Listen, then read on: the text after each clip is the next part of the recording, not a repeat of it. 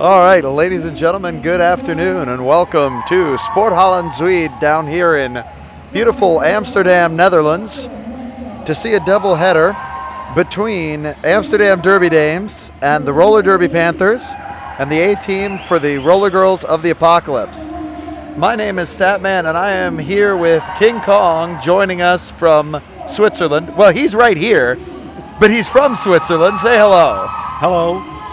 And he'll be with me for both of these games.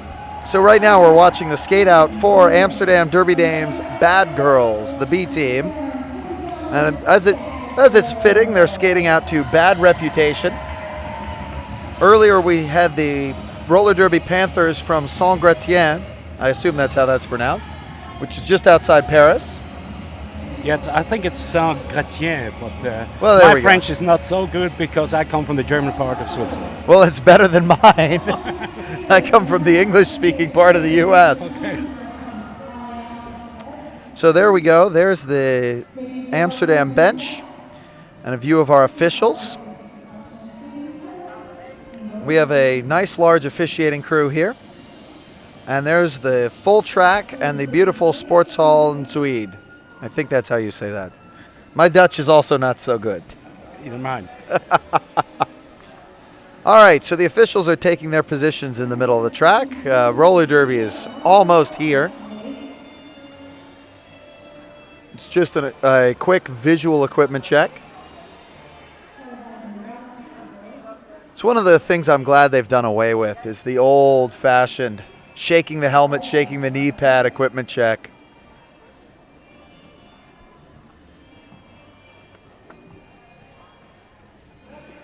On the other hand, that gave us, because normally I'm in-house announcer, gave us the opportunity to call the refs and the NSOs during the equipment check.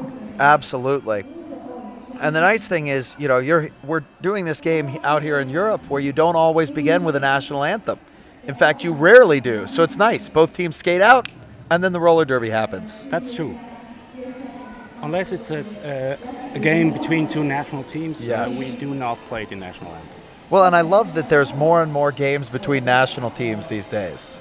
You know, it went from just a few teams for the first World Cup, and then 11 teams for the first one, 15 for the men's, and then 30 for the second Women's World Cup. That's just incredible growth. And I know there are teams now in Czech Republic, teams in Austria, teams in Poland. So the Eastern European countries, they're also... Yes, derby is spreading to them as well. All right, it looks like we're about ready to start the first jam. So they're getting a little high-fiving there on the jammer line. You got to love roller derby love. It never changes, wherever you are in the world. It's always good to see the lineup manager there for Amsterdam clearly excited and ready to go. There's the rolling whistle.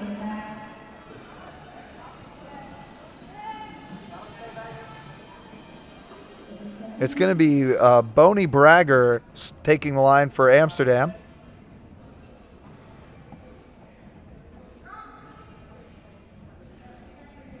And we're still waiting to see who she's going up against.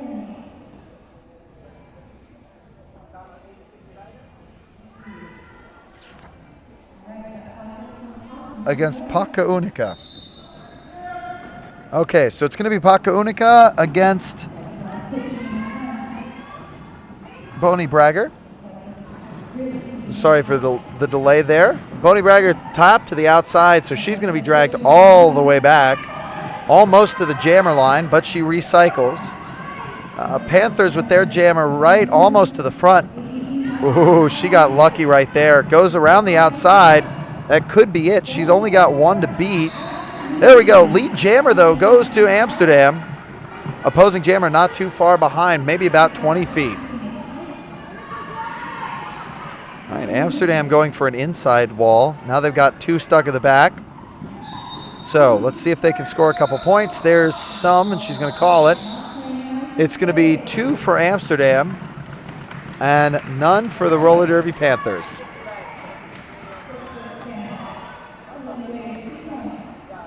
All right, after the first jam, we're going to have a score of 2-0. And folks watching at home, don't worry about it. We are working on getting the scoreboard up and running on the broadcast. For now, we'll talk you through the scoreboard. And it looks like we're getting ready for the next jam. Amsterdam is going to start in the penalty box, so this is going to be a power jam for the roller derby Panthers. And they've got the lead jammer for Iron Duck. So Iron Duck is going to look to rack up some points. Oh, she got tapped out. She's going to take a long way back. A great job by this French team of limiting how far Amsterdam could recycle. And there she's through on the outside, and now the jammer from Amsterdam is back on the track. Oh, that's right. Meanwhile, it was a full 5-point grand slam for Iron Duck. Yeah. She's going to call it off. I think she called it a little prematurely there because the Amsterdam jammer had not yet finished an initial pass. So she could have waited some seconds and... Absolutely. She could have probably put another, 2 or 3 points on. Maybe. Oh, and we have, it looks like an official timeout out there. This next jam is going to be Bruce Lee up against Captain Slamher, the captain from the roller derby Panthers. That might be one of the most helpful derby names I've ever read. Yeah. Which one's the captain? Oh, maybe the one with captain in her name.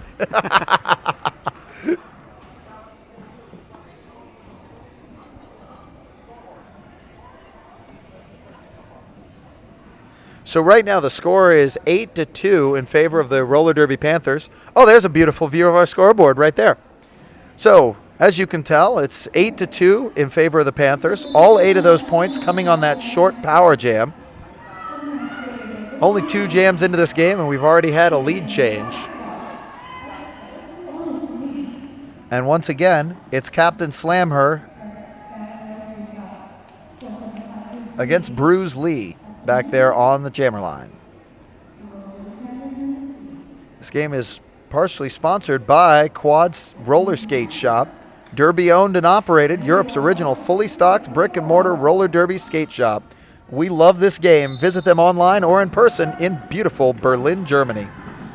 And the next jam has started. And very quick start for Amsterdam. Number 475 is taking the lead jam. That's Bruce Lee. That's right. And now she's going to come around and score. Well, somebody's on their way to the penalty box. It looks like it's going to be the Amsterdam pivot. Oh, she's called it off. Is it in time? Yes. 4 points for Amsterdam, none for the Panthers.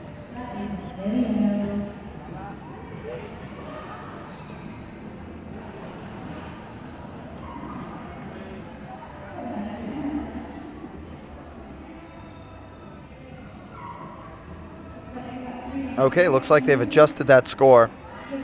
We're just going to wait for the scoreboard to figure itself out. And in this next jam, it looks like we're already underway with the lead jam going to Amsterdam. Bonnie Bragger, I think it's Bonnie Bragger. I believe you are correct.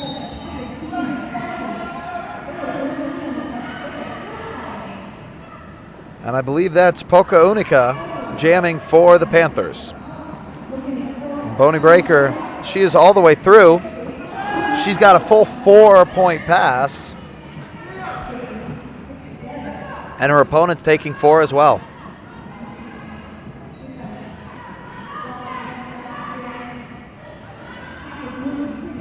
Score right now 15 for the Panthers, 10 for the Bad Girls of Amsterdam Derby Dames. See, Ferocious, the bench coach, signals Amsterdam to skate on. They've still got 1 blocker in the penalty box. I wonder if they're sustaining this jam to empty out the box. Looks like. And both teams are complete on the track. That's right. And there's the signal from the coach that she expects it to be called at the end of this next pass. So let's see what Bonnie Breaker does here.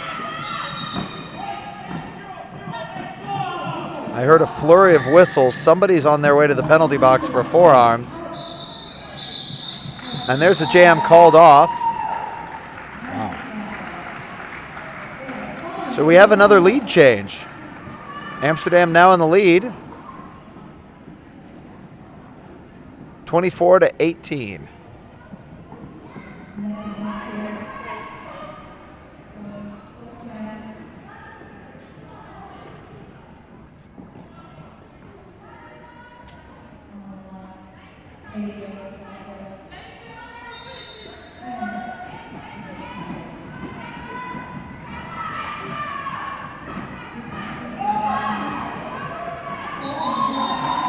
And it's going to be a lead jam to Amsterdam. Iron Duck taking the not lead jam status there for the roller derby Panthers. Oh, beautiful pass there for Amsterdam. Completely untouched and picking up all 4 points. It's a great example of some skill there from that Amsterdam jammer.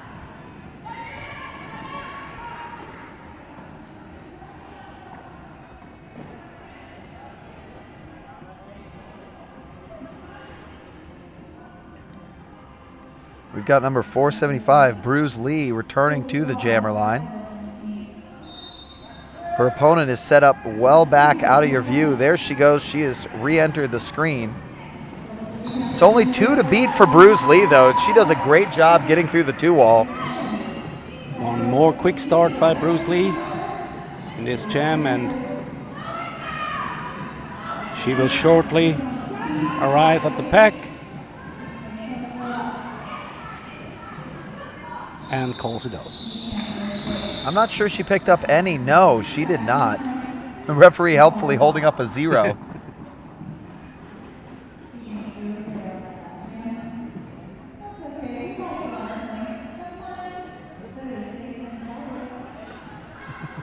Sometimes better safe than sorry, the house announcer says. It's a good point. It's true. Sometimes it's better to conserve your points than to give it to the opponent. Exactly. So it's going to be Iron Duck again up against Bonnie Bragger. And Bonnie Bragger takes the lead jam.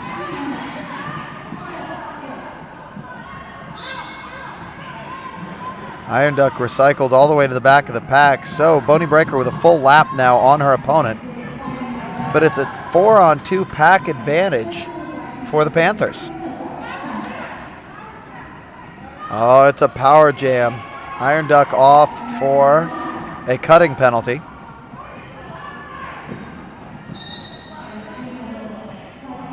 So this is a big opportunity for Amsterdam. Oh, no, this power jam's going back the other way. We call this a jammer switcheroo sometimes in English. Or the revolving door. One comes in, the other one comes out. Iron Duck onto the track, and so this jam is going the full 2 minutes. You probably saw right there, there's 1 minute left in this jam. So Iron Duck with a good opportunity to score. That was her initial pass, though. So she is just now out and scoring. And meanwhile, her opponent is mixing it up in the pack. Looks like the pivot for the Panthers is sent off. Bonnie Bragger is through. It looks like 4 points for her.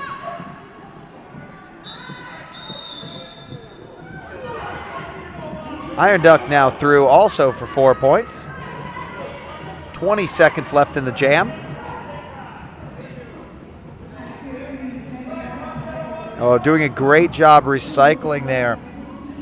Number 1314, I believe it is, for the Panthers.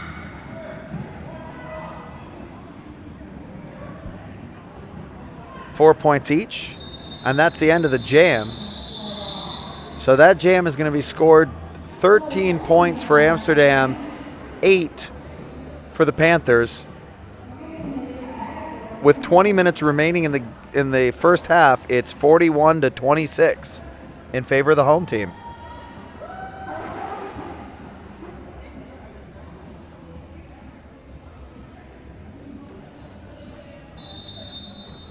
And Ferocious, the bench manager from Amsterdam, requesting a team timeout. So we're going to take a quick break here while she talked to the referees. And now she's going to go back and talk to her team. So what do you think? A score of 46-26. Is that a fair representation of these two teams right now? I think yes. I mean, we saw it in the first few jams that we had a lead change. That might can happen again. So it's quite too early to say what's going to be the result after the first half. But I think it's fair for what I have seen yet. Well, that's true. We did have some lead changes very early on. And the Panthers have given up a couple of power jams so far. Amsterdam really doing an excellent job of taking advantage of those, wouldn't you say? I would say so. And I think it was not so easy the last power jam because Amsterdam had two blockers in the box, but they still could manage to get some points out of this jam. That's a good point. It was a 4-on-2 pack advantage even with the power jam. Now, the big advantage to Amsterdam, of course, is they're a B team of a WFTDA sanctioned A team. So they have the higher level of coaching, the higher level of tactics. And they maybe can train together and so on. They can improve. Exactly. That's a big advantage to them. Looks like we're getting set here for the next jam. It's going to be Bruce Lee. She's going to be jamming for Amsterdam. I think against Poca Unica. Yes. Poca Unica taking the stars there for the Roller Derby Panthers. Lead jam goes to Amsterdam.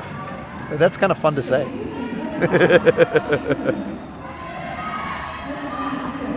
Bruce Lee on her scoring pass. Poca Unica is 2 to beat. She is out. She is scoring but not lead. Bruce Lee is all the way through the pack. I believe she'll have picked up 4 so far. Yep, 4 points.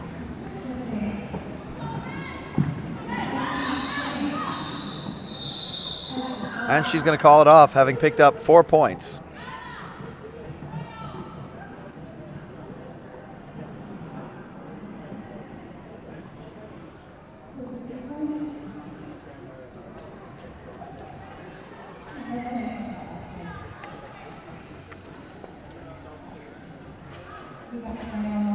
All right, we're getting set for this, the next jam. And we're underway. It's going to be, it looks like the Panthers throwing 1 forward on offense. Amsterdam playing 4 out defense. And there's lead jammer to the Panthers. It was a good tactic for them. Number 321, Big Max, out there skating as the lead jammer for the Roller Derby Panthers. She's got through. She's going to call it off. I want to see the points go up. 3 for the Panthers, none for Amsterdam. Good play for the Panthers right there. That was really a good play at the beginning of the jam. A good blocker tactic they chose. And so they could minimize the difference between Amsterdam and the Panthers. They did a good job minimizing that score difference. You're absolutely right. But look at this. We have a 4-on-2 pack advantage to the Panthers to start this jam, and they're playing it as a 5-on-2. Panthers jammer playing a moment of defense. Yep. I believe that's Iron Duck. She's now out and scoring as your lead jammer. Radioactive is currently fighting, just fought her way out of the pack for Amsterdam. And Amsterdam down to one defensive blocker out there. Iron Duck calls off the jam. They're going to have a 4-on-1 pack. No, 4-on-1 pack advantage. I'm just keeping my eye on the box. Two skaters are standing. It looked like one had been released. So Amsterdam with one blocker. Starting this jam. It's number 76, I believe. Nasty Moves is going to have to do some Iron Lady roller derby out there. She is it. She's a wall of one. And look at that, the wall of one doing an excellent job.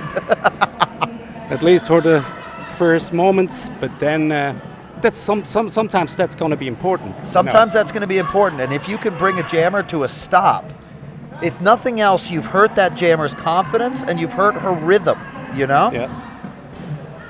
No, that was an excellent job, especially when you're solo. So here we go. They're doing a good job of recycling the Amsterdam jammer, Bruce Lee. And it's a 5-point grand slam for Poca Unica, who looked like she wanted to call it off and then went, oh, wait a minute. Okay. She hasn't gotten out of the pack yet. I love watching smart jamming. There's too many people think that the best skaters, too many people think the best skaters are the most skilled with their feet or with their hips or with their shoulders. I really think the most valuable skater is the one that skates with their head. That's true.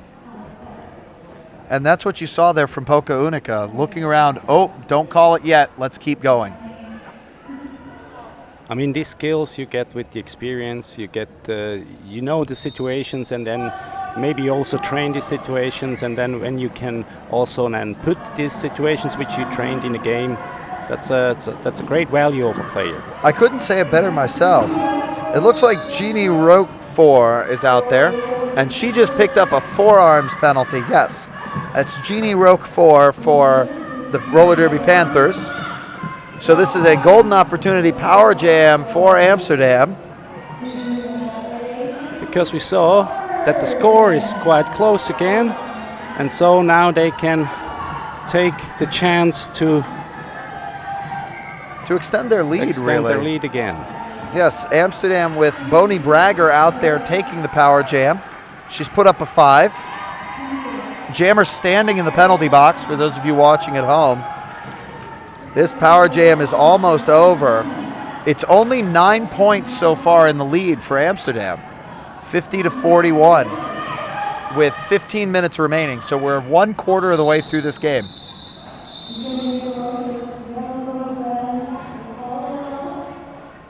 And now that jam called off. So right now it's a 14-point game with 14 minutes left in the first half. 55 points. That means we maybe see the 200 mark. That's not an unreasonable guess. For this yes, game. That's a good. We could definitely see that. I think if Amsterdam were able to break the 200 mark, that would be a mark of success for them. And of course, the Panthers are still in the hunt. They are definitely in the hunt. Bruce Lee up against the Iron Duck back there on the jammer line. Iron Duck working her way up the outside. So's Bruce Lee. She almost had herself through, but a great job by the Panthers defense to shift to the outside. Bruce Lee cuts back in and she's through. Iron Duck not too far behind. That was a great initial pass. Neither jammer really on a disadvantage. She was very quick switching from the outside to the inside, and I think that was the key of success to get that lead jammer.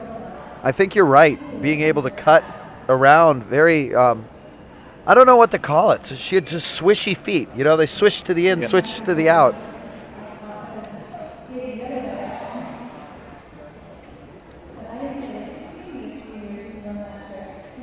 So the score stays 55-41 with only 13 minutes to play. And I heard 4 whistles. It's going to be an official timeout. Yep.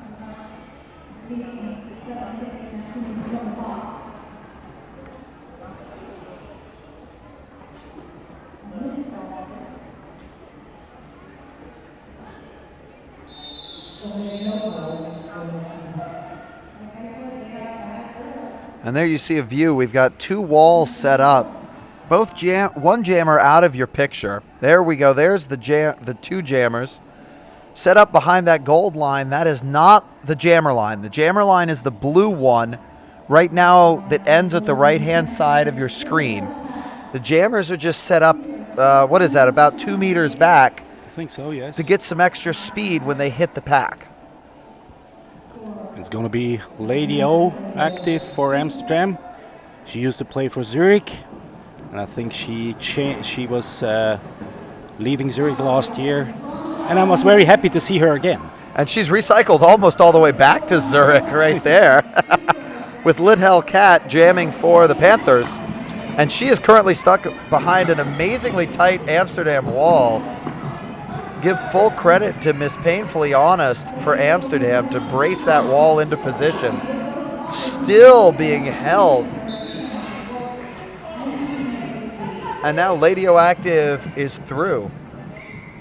I just got that derby pun. It took me a second.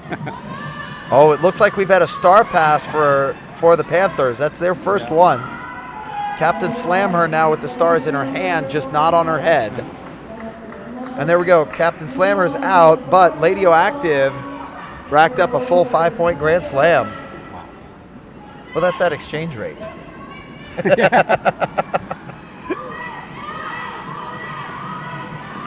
Oh, there was some... I heard the crowd telling her to call it. I don't think she considers the crowd her bench manager. So there's 4 points going on the board for the Panthers.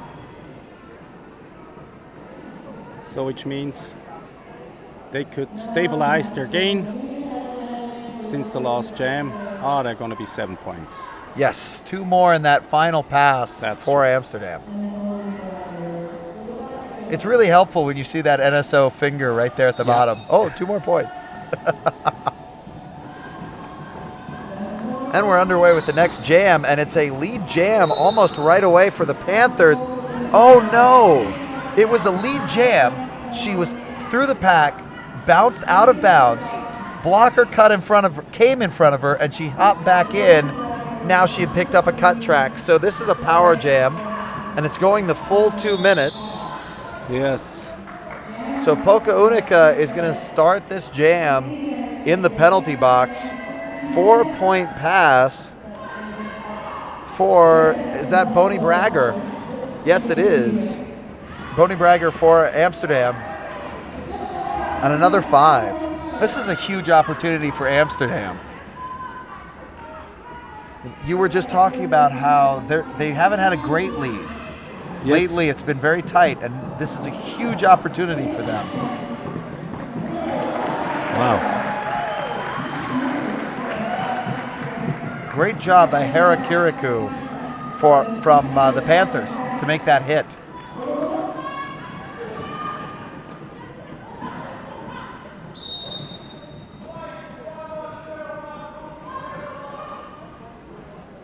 Oh, the Panthers are going to have to be careful. They just picked up a multiplayer block. That's not a great thing to do when you're a little bit behind. That's true. You got to play tight, but you have to play fair. Oh, what a great block there from Amsterdam's 045. That's Panzer Paul just driving the Panthers jammer.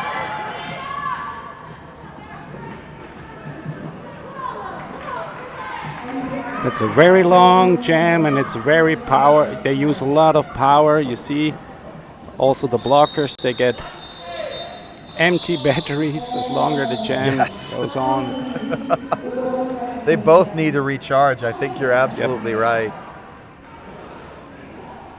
And it looks like the Panthers bench manager on her way to the infield just wanted to say something quick to the referees, and she's back onto the bench. And the score right now stands 81-49, as you can see right there. The lovely shot of the temporary screen, and there's a timeout called by the Panthers. Yes. I like the Panthers coach right there running into the infield and saying, could you give me a timeout right before the next jam starts? Yeah. So they can use maximum of time to recover also, because as I said, the last jam was a very long one and a very, let's say, physical one. Yes. And you know, these kind of huddles are important, especially you're not down by too much. Yep. The Panthers are very much in this game. It makes sense to take a little bit of time out, sort yourselves out, what's working and what's not. And maybe also talk about these penalties, these multi-block penalties, Yes. and really maybe to give them more sensitivity that they should avoid these power jams, which to the others. Yes. And the power jams we saw gave Amsterdam now the opportunity to increase their lead to over 40. Nearly 40. Nearly 40 points. Yeah, 35 points. 35 points. And they do need to work on penalties. I think that's a great talking point if you're the Panthers, or at home if you're cheering for the Panthers. Your big talking point is they need to keep their skaters on the track. Yeah. I hate to go John Madden, for those of you who know who I mean, but it's hard to score when your jammer's not on the track. So we're going to have Iron Duck on the jammer line against Bruce Lee to start out this next game. Bruce Lee, I'm sorry. Bruce Lee. Oh, there's a recycle job, but Bruce Lee wasn't out, so she didn't have to be recycled. Nonetheless, Iron Duck is through and scoring. Lead jammer, Bruce Lee, skitters off the track, and now she'll be recycled. It's a great job by the defense there for the Panthers to stick with it. They knew they're doing the right thing, just stick with it and it'll work for you. It's commitment from your blockers. Oh, sit down, they told Iron Duck.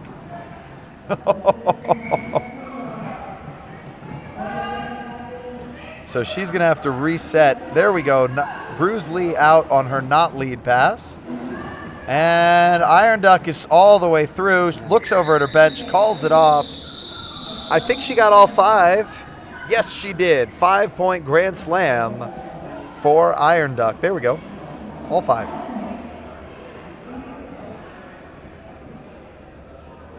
I'm happy to see that they recovered in this jam, the Panthers, and keep the game more interesting. So maybe they needed also this additional break during the timeout.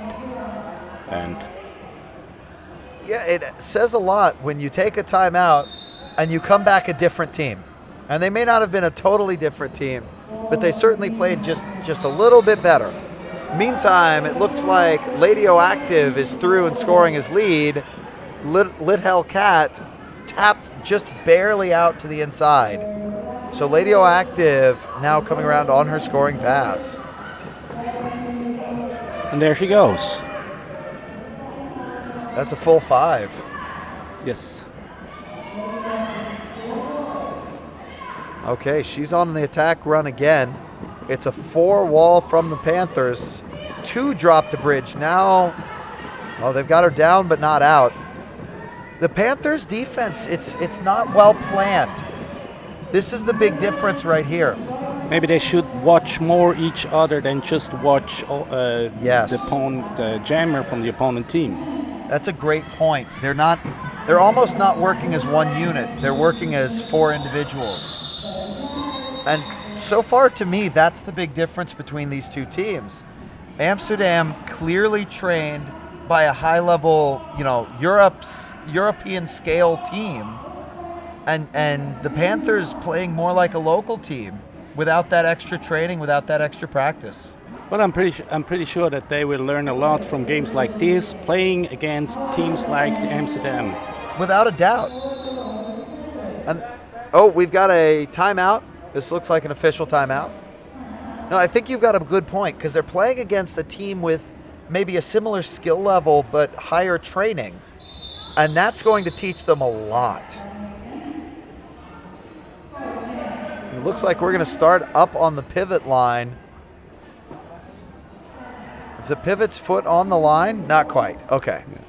Jammers are out of your picture, and it's going to be Iron Duck taking a solo jam. This is a power jam for the Panthers. Iron Duck solos up the outside, lead jam status.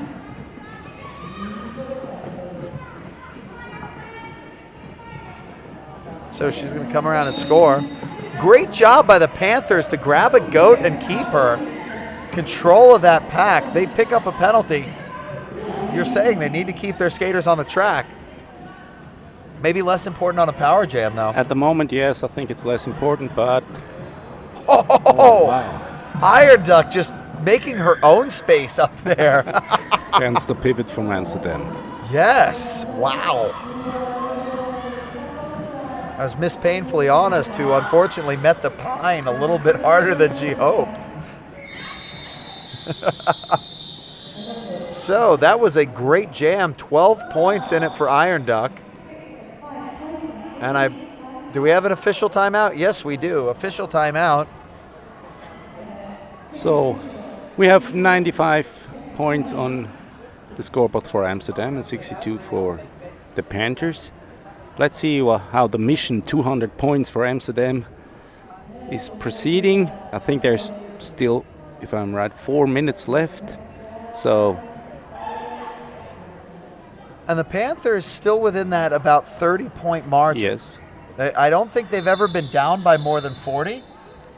They led early on, but for the last 15 or 20 minutes, it's been 30 to 35 points.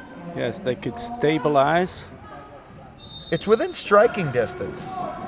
Still. Oh, I heard a false start, but somebody reset for it. So we're going to stay skating. It's Bruce Lee, I believe. Yes, Bruce Lee with lead jam status. Not far behind her, the opponent from the Panthers is trying to gain speed. This could be an interesting one. There you see Bruce Lee, her opponent, Pokaunika, not far behind. Bruce Lee is through. Her coach, though, says keep skating. Don't call it off. Does that make sense to you? I think sometimes the coach has another view, and you're on the track, you're exhausted, you maybe think it's a better situation to call it off, but I mean, coach from his position always has more information that you have on the track. And in this case, I think the coach saw that her opponent, Pokaunika, had already gotten a few points, but was stuck in the pack. So go around for another pass so you can score some more, and it looks like 9 points in it for Amsterdam. And there's an official timeout because I think they need to adjust the score a little bit for the Panthers. In the meantime, it looks like we're getting set for the jammer line. Let's take this official review to talk to you about the Derby Shop. Personal advice, full service, all brands, Derby owned. And they are located in Amsterdam, so you can come in by appointment or visit www.thederbyshop.nl or email them at thederbyshop, all one word, @gmail.com. Although if you type all one word in there, you will not get the correct email. All right, so the score is stable at 103 plays 70. Still that 30-point margin. That sort of is the magic number. And we've got Big Max against Boney Bragger. And who is it? It's Boney Bragger with the lead. But It's a jammer-on-jammer match race. There you go, a great shot of this. This is what the people want to see when they come to see roller derby. The modest crowd here is really enjoying the jammer-on-jammer right here. Oh, somebody's through, but somebody messed up. Oh, Big Max with a no-no. She cut the track. So she is on her way to the penalty box.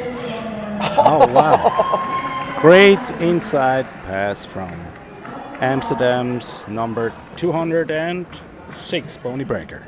She did an excellent job there, making it look easy almost. And she did it again. So this is Amsterdam in their element. You were absolutely right. The Panthers' penalties, so far, the big deal in this game. When they're on the track, they do a great job. But it's hard to do a great job when you're off the track. And at the moment, it seems like they do not find the right thing to stop Boney Bragger. No. Oh, but of course, as soon as you said that, it's the curse of the announcer. They do tap her out that time. It looks like she's got 21 points. He's signaling two. No, that's 2 for the Panthers. So 19 points. That means 4 passes for Boney Breaker. That's not bad at all. That's great. This is exactly what their home fans here want to see. Absolutely. Just a minute and a half remaining, so could be the last jam or the next to last jam. We won't know, of course, until it comes to a conclusion. I believe that's Bruce Lee out there for Amsterdam. And it looks like Iron Duck for the Panthers. Penalty for Amsterdam. So, holy cow, Iron Duck is tapped out just before she could get through the pack. This was... She made an error, though. I'm going to call it a mental error because she chose to recycle when her opponent was not only down but also out of bounds. That's true. She could have just kept skating. Yep. She would not have been lead, Yep. but she would have been in front and forced the call off from Amsterdam. So there's the call. Still 4 points for the Panthers, 2 for Amsterdam. Great job by Iron Duck right there. So this will be the last jam, just 40 seconds remaining.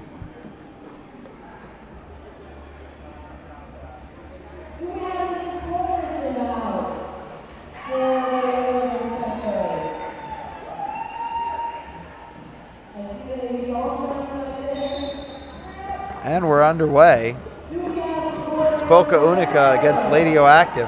Ladio Active has been amazing as a jammer, but this time it's Boca Unica's turn to take lead. You know, the way she's skating, Ladio Active must have been great down in Zurich. Yes, I think it was a big loss when she left the team. And all my colleagues from Zurich said to me I should say hello to Lady O because I think they miss her. I can understand why they would miss her. She is doing an excellent job here against the Panthers. We're going to halftime. The score right now is 127 for Amsterdam. Plays 80 from the roller derby Panthers from Saint-Gratien. Saint-Gratien. I'm doing my best. And it's going to be interesting to see if in the second half Amsterdam Derby Dames will be able to crack this 200-point line. Well, they're a lot closer than I thought they would be when you first made that prediction, you know? 127 now. I sort of figured they'd be right around the 100-point mark at halftime. Yes. This is much better from them. The Derby Dame, the Panthers have given them a couple of power jams that have been very, very important. So for the Panthers, I think the most important thing in the second half is just to keep those jammers on the track. Recycle if you have to, but stay on the track. If they can do that, they might be able to threaten that lead, don't you think? It's going to be hard, I think, honestly, because I think now it's 47 points. They were a long time around the 30 points behind, but now in the last few jams they really fall behind a little bit more, and so it's going to be hard. But you know, I saw many games where second half was not the same story as the first half. It sure can be. Well, we're going to be back in about 13 minutes for the second half. My name is Statman. And my name is King Kong. And we'll see you shortly.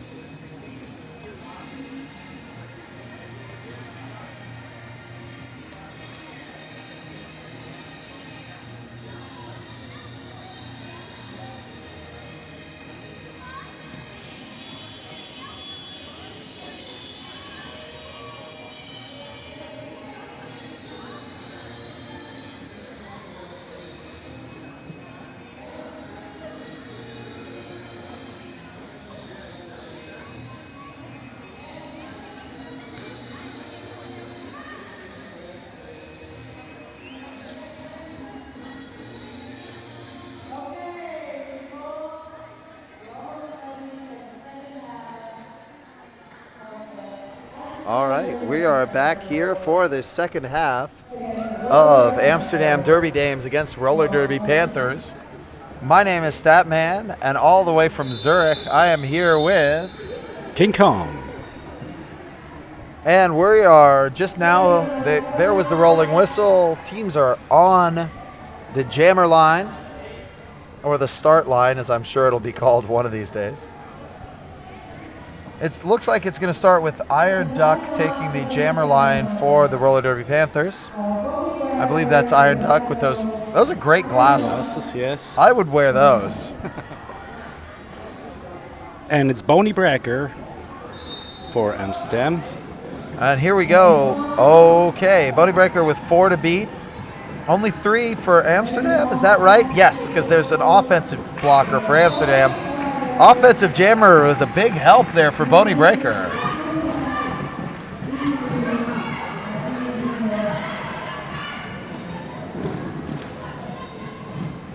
So Bonnie Brecker is now caught by a great wall there from Big Max. Oh, sit down. What a great block. And sometimes to be a ref is quite dangerous. We saw when there are blocks like that. Here, do you have a jammer? No, take mine. All right, Bonnie Brecker is going to call it off. She picked up 4. There were 4 already in it for the Panthers.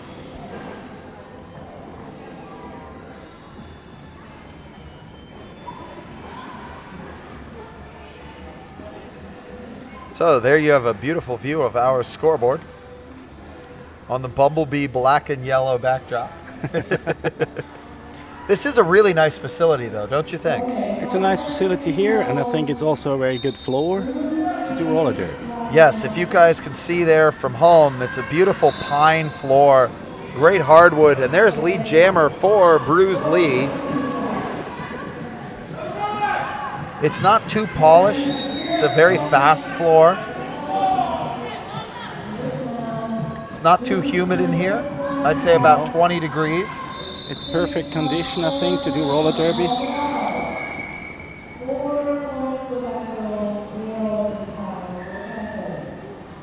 And so far, there's only 1 skater in penalty trouble. I went down and checked the penalty board, and that's Mandemonium from Amsterdam Derby Dames. Penalty board is looking the other way, unfortunately, from us.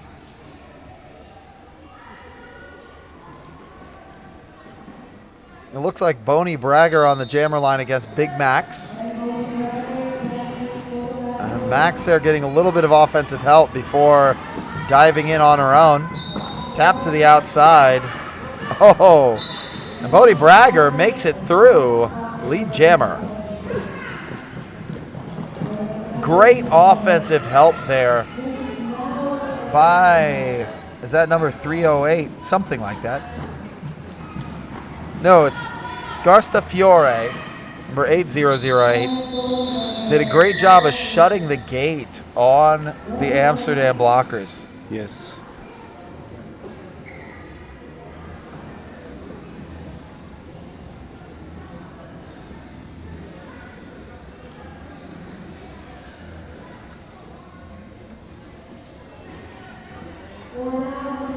All right, we're getting ready here for the next jam. Looks like Iron Duck against Bruce Lee again. Iron Duck has a very often jamming. Also, especially at the end of the first half, she was very often on the track as jammer. So we expect to see a bunch of that again. But look at this. Here's Amsterdam's walls that are very, very solid. And number 253, Miss Painfully Honest, doing a great job of dropping back to bridge without hesitation, keeping her friendly wall in play. This is the big difference between these two teams, is that it's not so much the skating skill, it's the strategy and tactics. That Amsterdam had those tactics in play. She knew exactly when to drop back and how to keep her teammates in play. And as you said before, that's maybe one thing you see because they get trained by people from the A team, which is very well established in Europe already. Yes, they are. They have done quite well on the international stage. And of course, most of Team NL skate for Amsterdam. So they were down in Dallas. There's some heavy blocking. And in fact, there'll be penalties for that heavy blocking. There's a forearms call, I'm sure. Nasty. Yes. And lead jammer already is the jammer there from the Panthers. Poca Unica. Yes. Is this a power jam? It most certainly is. And the box is full. One of the Amsterdam blockers just getting bounced out of a full penalty box. No room at the inn, as they say. No. She just missed her on the inside. So now she gets support. And so there's the cutting penalty on a blocker for Amsterdam. So the penalty box fills right back up. You know, that's the difference, is up until through the first half, the Panthers have been struggling to keep their skaters on the track. And here we have two jams for Amsterdam where they're going to struggle to keep their skaters on the track. That could be a massive turnaround for them. That could be the chance from the Panthers to lower the gain. They've passed the 100-point mark. Yes. It's 101 now for the visitors from France. It is not a power start, but it's a 2-against-4 pack, with the Panthers having the advantage and now lead jam status for Janine Roquefort. I apologize for my bad French. I'm doing the best I can.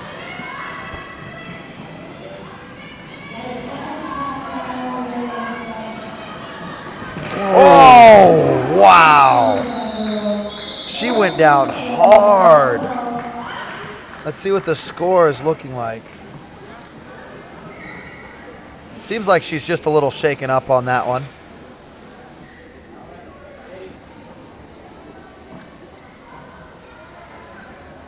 And there she's back on her skates.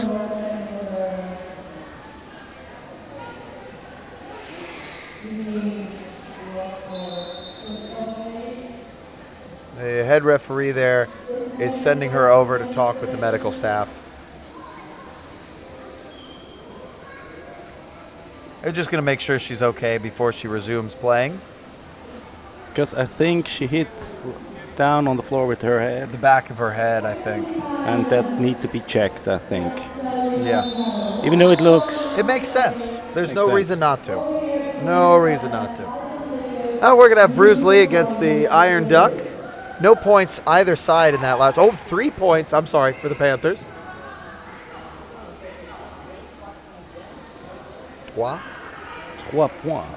There you go. Pour la France.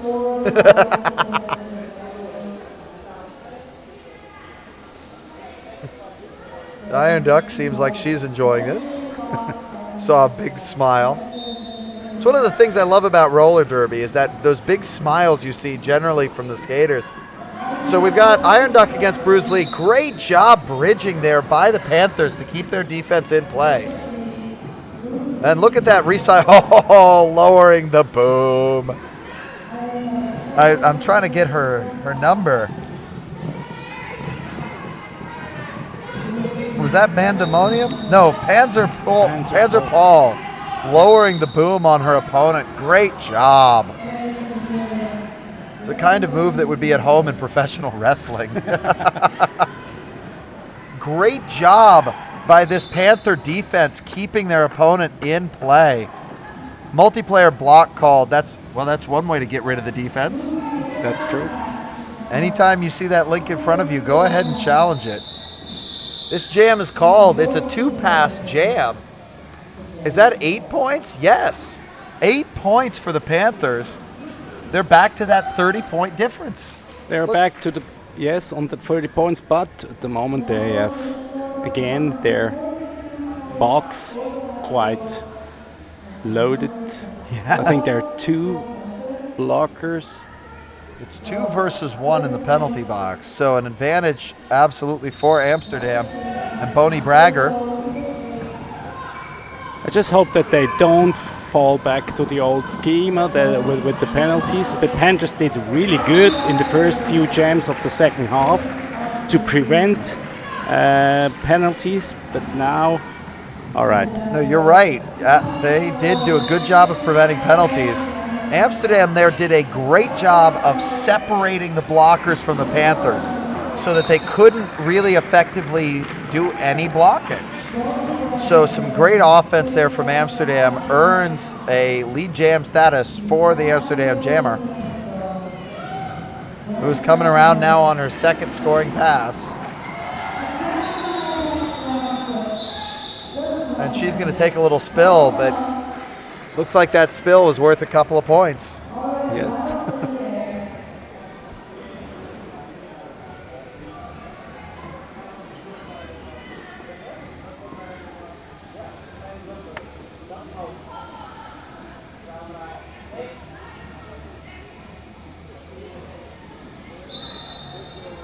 Oh, we've got a timeout. It is an official timeout.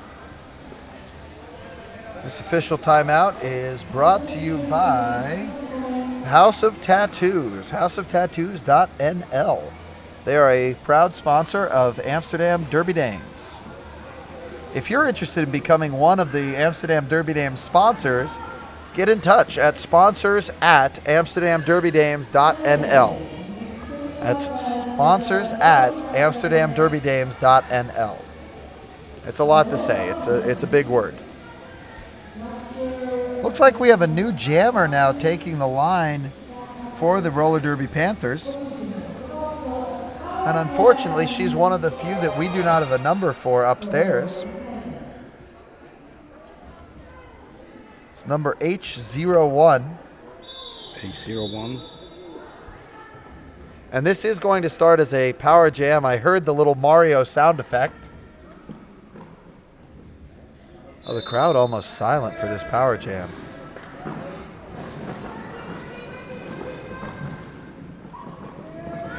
No, it's Janine Roquefort. That's it. It's 1101. I just misread it. So, lead jam status for Janine Roquefort. And it's a power jam. And there's a 4-on-3 pack advantage. Great job by the Panthers of sealing that inside line, getting their jammer straight through without any problem.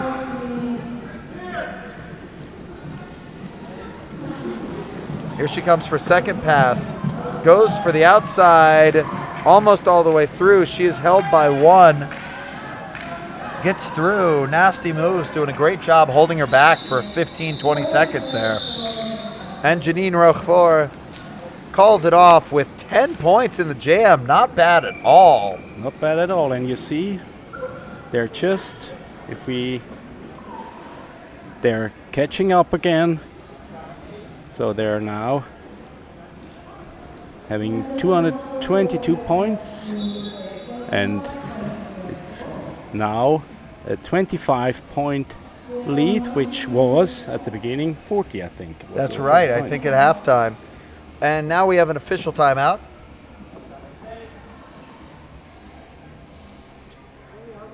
So during the halftime, I took the chance to buy some merchandising. They have great merchandising here, so maybe they also sell it over the internet. You can check their website. Well, I know Amsterdam Derby Dames do a great job working with people on helping them get the Amsterdam Derby Dames gear that they want and frankly need. Everyone should have some Amsterdam gear. So we've got the Iron Duck against Bruce Lee, and Bruce Lee is through as the lead jammer. Captain Slammer and Big Mac's throwing some offense out there for Iron Duck.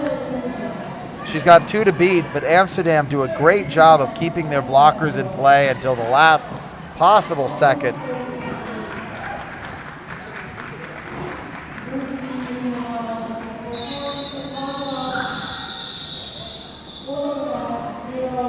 And they're going to call that one off. I think it's 4 points for Amsterdam, that jam. And I think it was, even though it's 4 points, there were important points to come back to the game, to score again, because before it was the Panthers scoring. That's true. That ended a big scoring run from the Panthers. Amsterdam back on the positive side of the score sheet. It's Bonnie Breaker again. Against Polka Unica. And Bonnie Breaker, it's a stealth jam. She just teleported through the pack. Polka Unica out and scoring within 10 seconds of the start, but half a lap behind her opponent. It's called off. No points for the Panthers, no points for Amsterdam. Great defensive jamming there by the Panthers. Great defense, and I think maybe they used the break, the halftime break, to maybe talk a little bit about the defense. 1 point in it for Amsterdam. There's 1 point. There you go. But nevertheless, I mean, Bonnie Breaker, she made a lot of points at the end of the first half, and so maybe they now know a little bit more about how to stop her. But here we go. It's going to be lead jam for Captain Slammer. I think this is the first time we've seen her take the stars.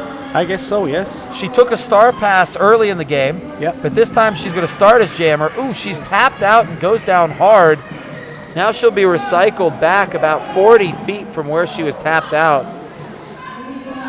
Amsterdam working quickly to reset their wall. And she's going to call it off before Amsterdam can score. 3 points, though. Great pickup by Captain Slammer.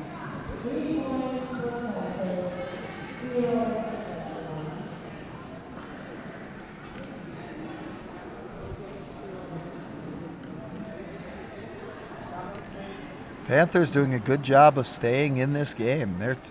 They've learned a lot since the first half. That 30-point gap opened up, and it opened to 40, closed back to 30. I think they've learned how to stay in it. Yes, I guess the longer the game goes, maybe the better they can set up their defense, and they can prevent the penalties. Very good now. They do need to be careful about their penalties. Iron Duck, she's got 2 to beat, but it's that Amsterdam wall, but there we go, around the outside. You know, that Amsterdam wall is usually so good at waterfalling and staying in front of the jammer, but she did a beautiful job working that outside line. She's going to have to call it off early, though. I don't know if she picked up 3. She got 3. Not bad at all. That's one way to stay in the game. Just put a few points every single jam. And prevent the other team to score. Absolutely. And they are doing an excellent job when they have lead of not letting Amsterdam steal any points. It's going to be Bruce Lee against Polka Unica back there on the jammer line.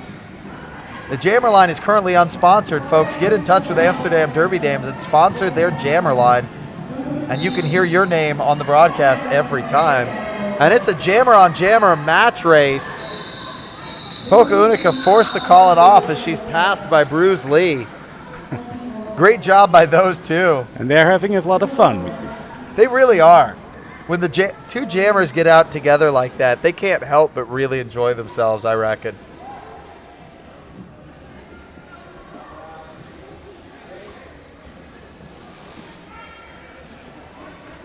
There is Bonnie Breaker again, and for the Panthers, there is.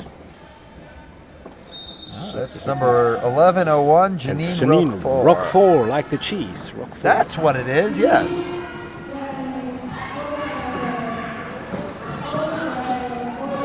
Oh, this time it looks like the Derby Dames have a lead jammer. Did a great job juking, faking to the inside and the out to separate the Panthers apart. So she's got half a track's lead. Wow. Oh, what a great job doing it again. She's going to call it off before Janine Roquefort can score any points.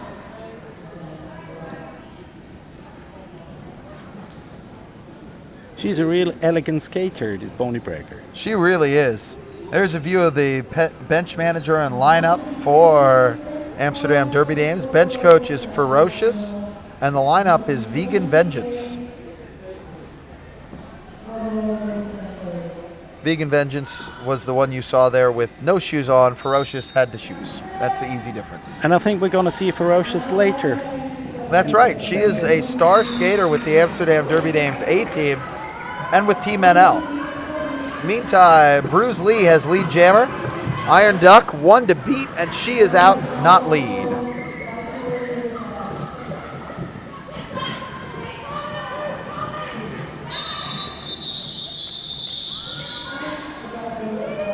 And even from here, I heard the cries of "Call it, Bruce, call it."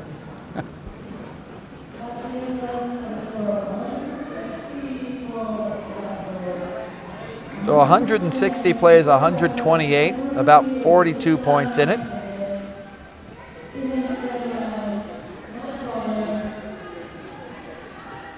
We've got an exciting game here on the track. Off the track, we have a little girl getting a balloon animal made. Something quite complicated. I can't tell what it is yet. In the meantime, Poca Unica with 1 to beat. If Amsterdam can keep these two in play, maybe. No, she is lead jammer.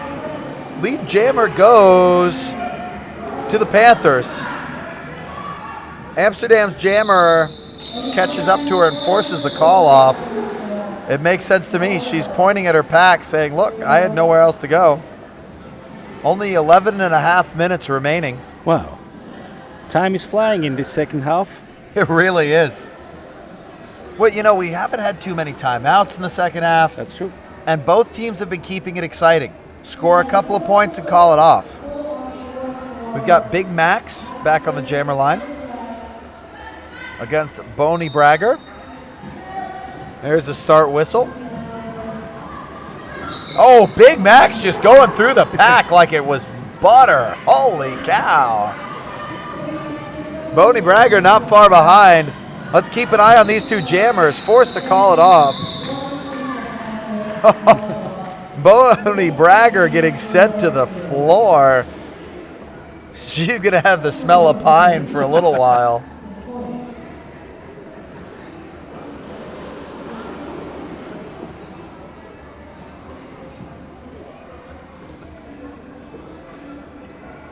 It's going to be Iron Duck against Lady Oactive. I think it's the first time in this second half we see Lady Oactive jam. You might be right there. They're doing a great job holding her back. Yes. She's been one of the stronger jammers this game, but look at that. Iron Duck straight through. And look at this. The walls from the French team have gotten so much more solid as this second half has gone on. Yes, that's true. I think that's... Oh! Great hit by the pivot there from the Panthers just to stop the wall from catching up to her jammer. Unfortunately, she is one of the skaters for which I do not have a number. But their pivot did a beautiful job of just closing the door on the Amsterdam blocker, preventing her from holding their jammer back.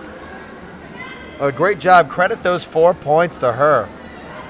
You said it right. They improved their defense, especially this is number, I think, 8008, Garsta Fiore. I really like to see how she improved the blocking in the second half.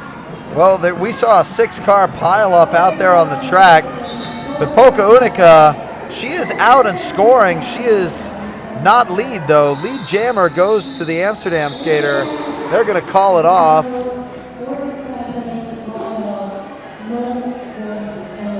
And there we are back with this 30-point lead.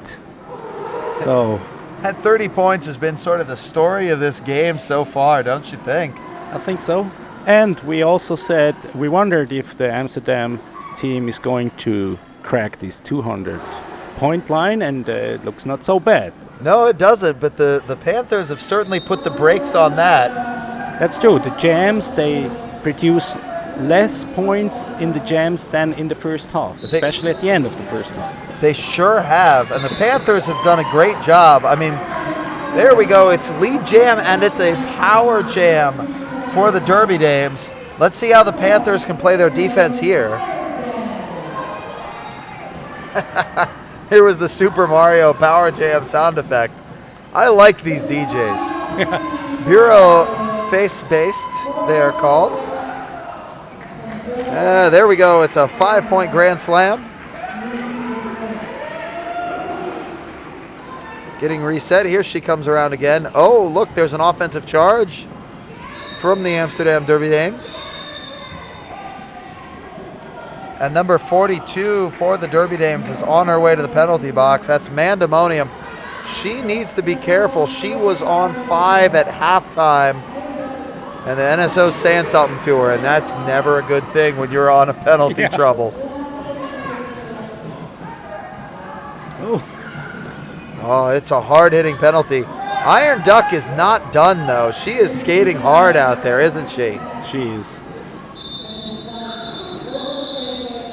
It's going to be called off with, and there's Mandemonium. If they can get a shot of the penalty box, she is politely making her way away from the track. Okay. The head ref is coming over to have a word with the alt ref. I think we're going to see our first foul out of this game. There we go. NSOs are just checking. Somebody is going to have to take her place in the penalty box. I think she only has something like 4 seconds left. And she is removing her skates in the penalty box so that she's officially out of the game. Okay. In the meantime, it looks like Big Max is going to be joining Bone Bragger. There's a great shot of Big Max. 5-second warning. And we're underway. It's a 3-on-3 pack. No advantage either way. Big Max is down but not out. Lead jam in the meantime to Bone Bragger. Great defense work from Amsterdam. Oh, and it's a cutting penalty on Big Max. This is exactly what the Panthers didn't need. They were doing a great job keeping their skaters on the track, and now they're just sending them all to have a seat over there in the penalty box. Sometimes when you get out of power, it's a long game. It's very, you're exhausted. Then you somehow forget your tactical advices and. No, it's true. Especially if you seem to have a lead that never changes, you can get a little bit frustrated. That's true. And you have those subtle mental errors that count for everything. That's the thing about roller derbies. We all know it's a very touchy game. You have to be precise. And now it looks like it's 181 plays 32. It's nearly 50 points now, so. And Amsterdam only 20 points from that 200 mark with about 6 minutes left. I think you made a good prediction there.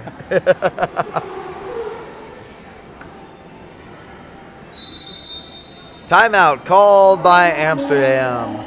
And Ferocious, their bench coach, coming into the middle to call it. The two teams go over to their benches with lineup Pussy Griot and bench coach Gemma Rave of the Roller Derby Panthers, just to make sure we get the bench staff. There's a good view of the Amsterdam huddle.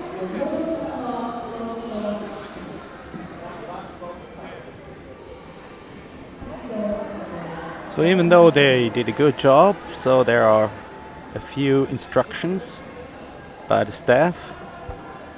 Well, part of that is to calm the skaters down. You know, the tap on the back right there that you saw, that's usually means just you got it, you're okay. And sometimes, especially when you're in the lead, you're going, okay, we want to rack up the points, we want more, we want to do better. Just calm down. Everything you're doing is right. You're winning for a reason. My father used to say, if it ain't broke, don't fix it. You know? He was true. So this one will start as a very short power jam. I don't know exactly how much is remaining, but the jammer is standing in the penalty box. That's Big Max for the Panthers.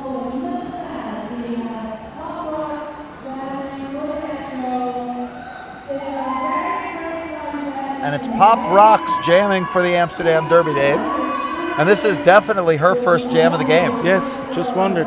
And you said right, it's the first jam of the game. That's why maybe the coach tapped her on the back to motivate her. And she do it very well. Boy, didn't she. Big Max is back on the tracks. There's a cutting penalty coming down on one of the blockers for Amsterdam. Big Max, remember, is still on her initial pass. Pop Rocks is through and scoring, though. She's got a full 5-point grand slam. Oh, nope, she's got 4. Here she comes for a second scoring pass. When is the call? She's not going to call it off right away. I sort of expected an instant call off there. But there's the call. It's going to be 2 points each. So a good job by Big Max to steal 2 points on that jam. She gets applause from her own blockers. Great job. Really great job. Pop Rocks putting up 6. That's also not a bad debut jam. That's not bad too. So, but they're all happy for her. Maybe it was, I don't know, maybe it's the first time she's doing jamming. She may not be a regular jammer. That's absolutely true. Here we go. It's Unica with the lead jam status. Amsterdam's jammer is Bruce Lee, and she was recycled. Boca Unica with 2 to beat. And they do a great job just trying to sandwich her into the inside line. Even though they cannot fully stop her, they did a great job, made her changing the direction every single step. So, and she picked up 4 points, but they sure made her work for every single one of them. Now it's just under 4 minutes remaining in the game. Score is 187 to 138. It's going to get close with these 200 points. You were onto something there. We've got Boney Bragger against Iron Duck. Iron Duck in the white with the roller derby Panthers. Boney Bragger in the black with Amsterdam Derby Dames. While the pivot from the Panthers is on her way to the box. And it's a lead jam for Boney Bragger and the Amsterdam Derby Dames. Iron Duck is, about 50 feet back, also scoring.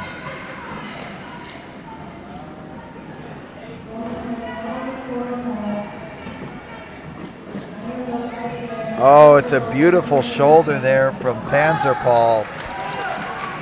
Holds Iron Duck back and sends her inside. You know, that's part of the thing about being a blocker, though, is the jammer will almost always win in the end. The question is, how much time did you buy for your jammer to score more points? And you know? How much power does it take for the jammer to get through? Yes. I had always heard that being forced to get up off the track is worth half a lap worth of endurance. Okay. You know, half a lap worth of gasoline is how much it costs to get up. That's an interesting fact. Well, it's a not exactly. I would call it conventional wisdom. I'm not sure you can literally measure, but it's a good rule of thumb. Okay. Oh, here we go. It's 199 for Amsterdam. 146. I think they really want they really want to reach these 200 points. I saw it in the last jam. They could call it, but they didn't, because maybe they really want these 200 points. Well, the other thing is they've got jammers in there who are doing a good job. Why call it off early with the hit and quit? You're doing well. Just keep doing well. Oh, they're doing a good job recycling both jammers. Bruce Lee from Amsterdam has gone all the way back. And Janine Roquefort just picked up lead jammer right there at the front. She has to decide whether it's worth recycling or to take the risk. She is going to recycle and not take the risk. That's probably a smart call. You don't want to cut track, especially when you've got lead jam status. And she's going to elect to kill it now because she had lead. Her opponent was well in the lead. And so under a minute remaining, and Amsterdam 1 point short of the 200 mark. and it's going to be Poca Unica against Bonnie Bragger. This jam is going to start with under 30 seconds remaining on the clock, so this will in all likelihood be the last jam.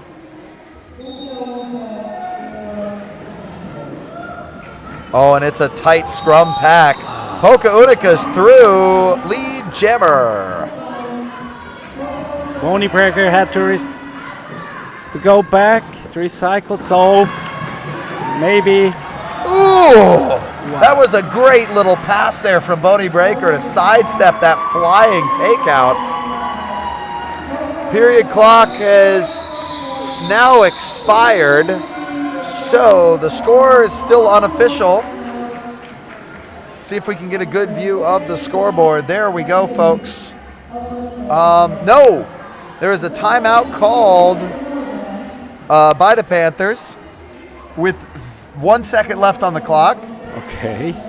Well, no, that makes sense because when they called off the jam, I saw 3 seconds left on the clock. Yeah. Which means if anyone went ahead and called the timeout, we were going to get one more jam in. And clearly the referees decided that timeout call came in time, so we get one more, which means they have the chance to break the 200-point mark. Exactly. Maybe they wanted to give them the chance. I don't know. Or, well, it's a 49-point game, so the Panthers probably not going to win this game. The question is, how close can they come? They really want to play for this. They're on 150, Amsterdam on 199. So let's see. It's Iron Duck against Bruce Lee back on the jammer line. It's going to be interesting now. Oh, yes. I think they have to. They have to go for lead jam, but Iron Duck is doing it very well. There's a great wall from the Panthers. And Iron Duck. There we go. Iron Duck breaking through that wall. Amsterdam's setting up that triangle wall that's so strong, that's so popular, especially in Scandinavia. But listen to that cheer coming off of the Panthers bench. They are all chanting Iron Duck's name. Is she going to call it, or is she going to let it ride? She calls it. No points for Amsterdam, 4 for Iron Duck. That last jam was worth it. That was really worth it. Let's take a look at the scoreboard, 199 to 154. It is still unofficial. We really do want to wait for them to count the points.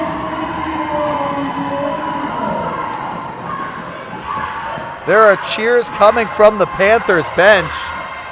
Look at them. They are having a blast over there.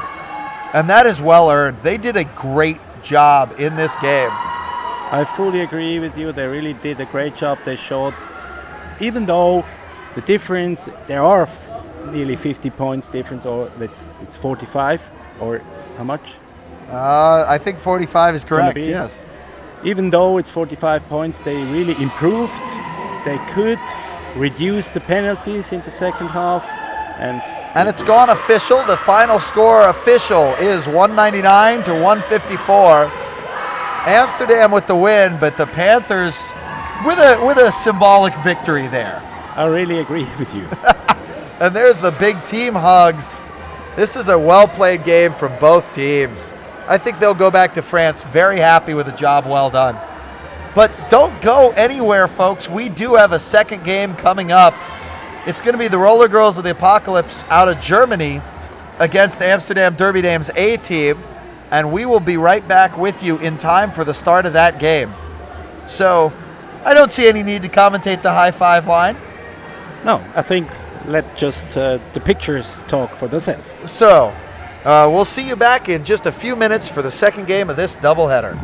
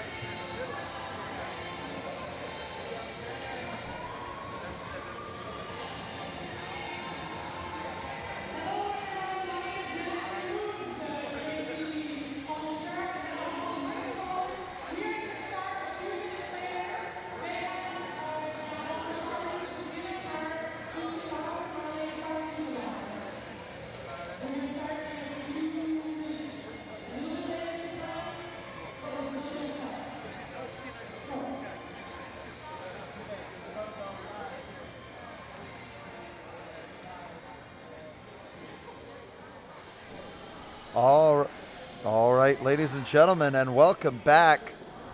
We are about to start the Amsterdam Derby Dames All-Stars against the Roller Girls of the Apocalypse. The Amsterdam Derby Dames, of course, are, well, about half of Team NL will be on the track here today. That's quite exciting. And this game between one of the top teams in the Netherlands against one of the most interesting teams, I think, from Germany, is brought to you by RollerDerbyTV.com. RollerDerbyTV.com providing you with the great stream today. And they do have a PayPal button on their website. We do ask that if you really enjoy this broadcast, or if you mildly enjoy this broadcast, please donate. We are not advertising supported today. And if you appreciate the fact that we're not advertising supported, please donate and help out the nice people at RollerDerbyTV.com. My name is Statman, and I am here with the one and only King Kong from Zurich, and it's very interesting for me this coming game because I know the Roller Girls of the Apocalypse. They played against Zurich last year. Excellent. So why don't you walk us through the Roller Girls of the Apocalypse roster? There's a great view of their bench. Yeah, I think Best you can. there's going to be, with number 50, the captain is going to be Courtney Loveless. Then I saw on the track, also Roxy Rowe. I saw on the track Hot Tamale. She's gonna wear, I think, number, just a second, because it's cut off here at our program, which makes it a little bit of difficult to see the numbers. But I'm sure the people on the camera will bring us the numbers and the names during the game, so we can complete here the roster for us. Absolutely. And where are the Roller Girls of the Apocalypse skating out of? They're from Kaiserslautern, from Germany. That's how you say that word. Okay. Kaiserslautern. Kaiserslautern. I can say that, almost. And so they've traveled a couple hours to get here to Amsterdam. Sure. I think Kaiserslautern is not that near to the French border. And I think they did maybe 4 or 5 hours. That's not too bad. No. That's not too bad at all. So there you can see their lineup manager getting a little warm up in. We are in Amsterdam at the Sport Holland Suite. It is, it's warming up now. I'd say about 25, 27 degrees in here. It's gotten a little bit warmer after our first game. It's not too humid, reasonable summer day. The track, as you can see, is a very, very fast hardwood track. The track lines are the blue tape.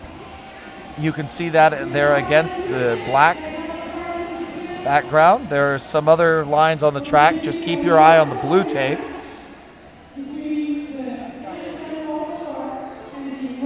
Unfortunately, this hall does not have windows, so the sun, which is shining outside, cannot heat up the hall more. Which is a really nice feature right now. Feature. In the wintertime, that would be a bug. Right now, that is a feature. There's a good view of the overall venue. You know, the track stands out quite well from this angle. When you zoom in, sometimes it's a little bit harder to see, but boy, right now I can tell exactly where the track is, can't you?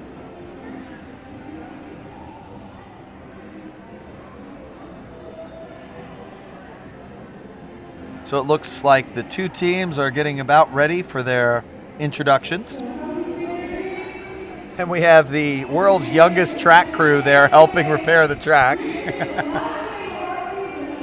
I think the track crew right there, they might not even be old enough to roll on skates yet, but they are certainly helping out. There's a view of the home team, the Amsterdam Derby Dames. And the A team is known as the All-Stars for Amsterdam Derby Dames. This is the third meeting between the Amsterdam Derby Dames and the Roller Girls of the Apocalypse. The third? The third meeting, that's correct. The Amsterdam Derby Dames won the first time around, And the skaters from Kaiserslautern won the second time. So this is the third time. This third time's a charm, as we say, at least in English.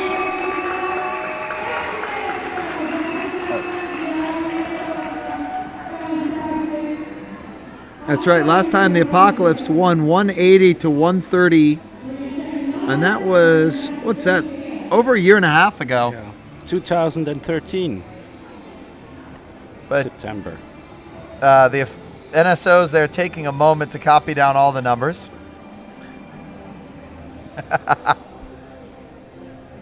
There have been a couple of late entries into this game. And there in the background, you can see a couple of the signs that the Amsterdam Derby Dames fans have made for them.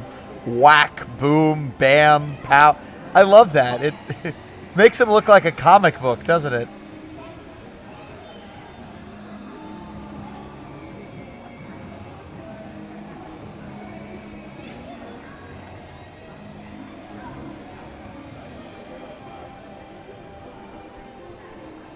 This game is also being brought to you by the Derby Shop. Personal advice, full service, all brands, Derby owned. Come and see us in the shop by appointment or visit www.thederbyshop.nl. They are located right here in Amsterdam and, of course, on the World Wide Web. Does anyone even call it the World Wide Web anymore? I just think it sounds better to say the World Wide Web.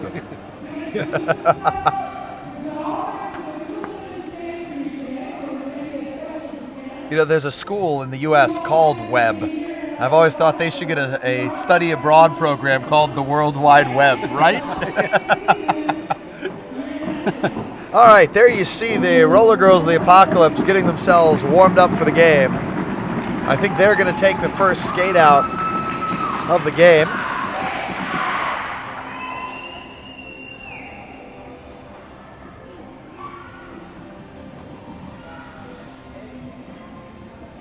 And they're the Derby Dames, the hosts.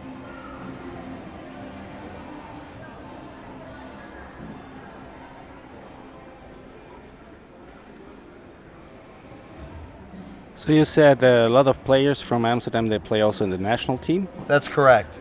About half of this team have been on Team NL. And the other half, is this the other half also coming from one team, or are there more teams? I'm about 97% sure that only Team NL is represented on this Amsterdam Derby Dames side.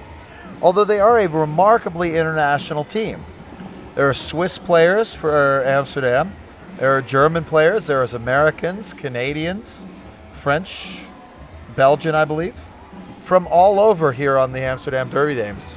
I think also on the other side, the RGA, the Apocalypse team, has a lot of Americans. Yes, they are. They are quite close to an American military base, and so they have the benefit of some Americans who, the benefit of having Americans who come in and, you know, quite physically fit and used to working hard, but then also only get to keep them for a couple of years, because the U.S. military normally rotates their personnel, and so only 2 or 3 years you'll get some skater. And then they'll be on their way back to the U.S. or some other position. Sort of a mixed bag. Okay. There's a little dance-off on the Amsterdam Derby Dames. I think they're ready for the game, don't you? Getting themselves psyched up. And the DJ's doing a good job here too. So they're supporting us with great music. That's right. The DJ from Bureau Face-Based. So I think you also, if you need a DJ or sound equipment, you can check also the Bureau Face-Based. It's called. You say it so much better than I do. I don't know if I pronounce it correctly. I think it's a Dutch word, Fest-Based, best fest, or the best party. I think that's what it means. It makes sense to me. And you can find them on bureaufestbest.nl. That's Bureau FEESTBEEST.nl. If you didn't realize how to spell those. Still just a little bit more discussion going on with the NSOs and referees. I think they have sure they have the correct list of all Absolutely. the players. You have to have the correct roster. Otherwise, the whole thing falls apart. And we don't want that. This is the third time. The record is one win for each team. This is going to be important for both of these teams, to break that tie.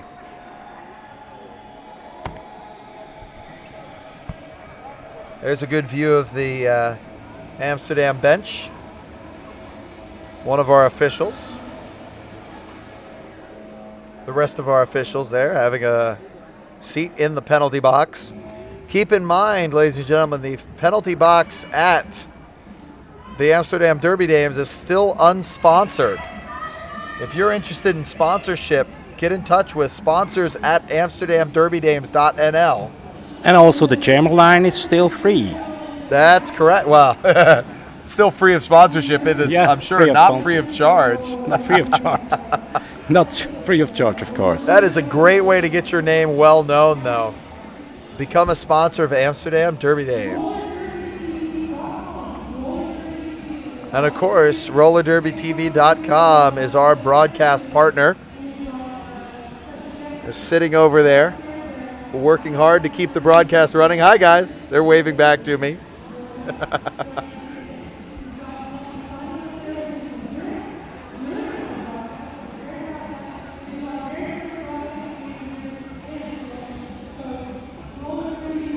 So as we mentioned, the last game between these two teams is 1.5 years ago. So just like to check the stats. Maybe they're played against the same opponent this year, so we can maybe find a common. Both of these teams are WFTDA teams.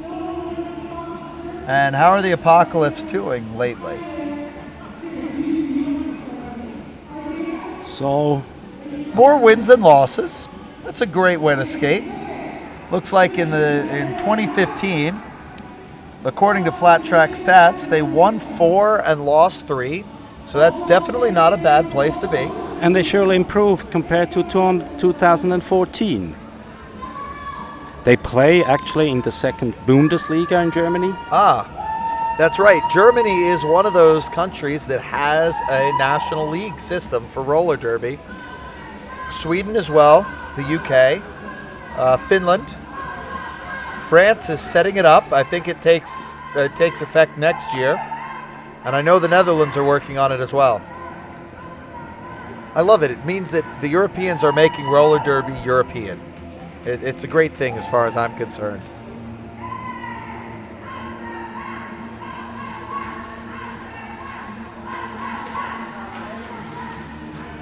They're getting a cheer going over there at the Amsterdam bench.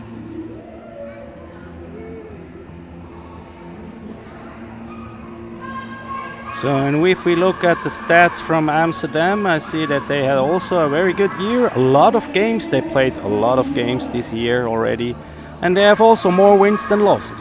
That's correct. I am trying to count really quickly. I count 7 wins and 5 losses. So not bad. Both teams above 500, as we say it in the States, Okay. in the win percentage. The coach, Lola Rock'n'Rolla, returning to the bench there for the Amsterdam Derby Dames. This is one of those times I really wish I had a microphone on the head referee, but I know it would not be turned on right now, as this is a private discussion.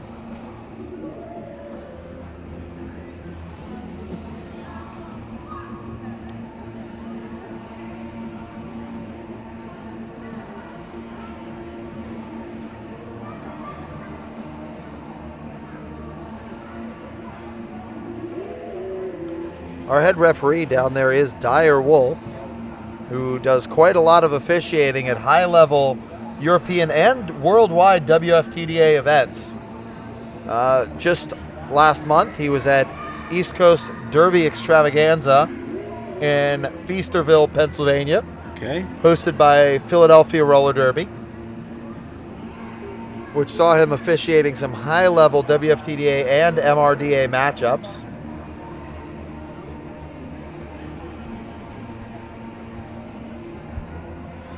Right now, Flat Track Stats has Amsterdam ranked 183 in the WFTDA, and the Roller Girls of the Apocalypse ranked 262 in the WFTDA.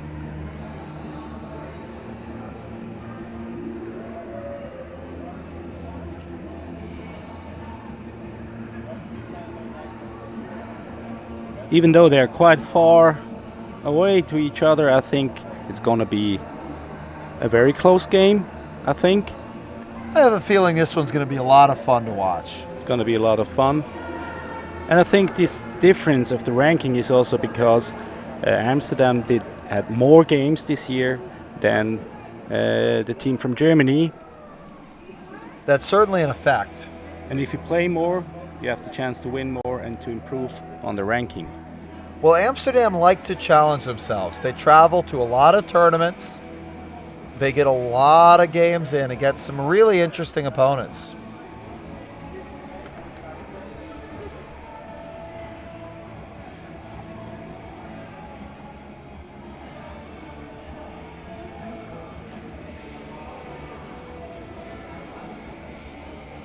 So yes, you can see we have a short delay. There's some things from the officials to be checked. That's right, and right now the Roller Girls of the Apocalypse warming up.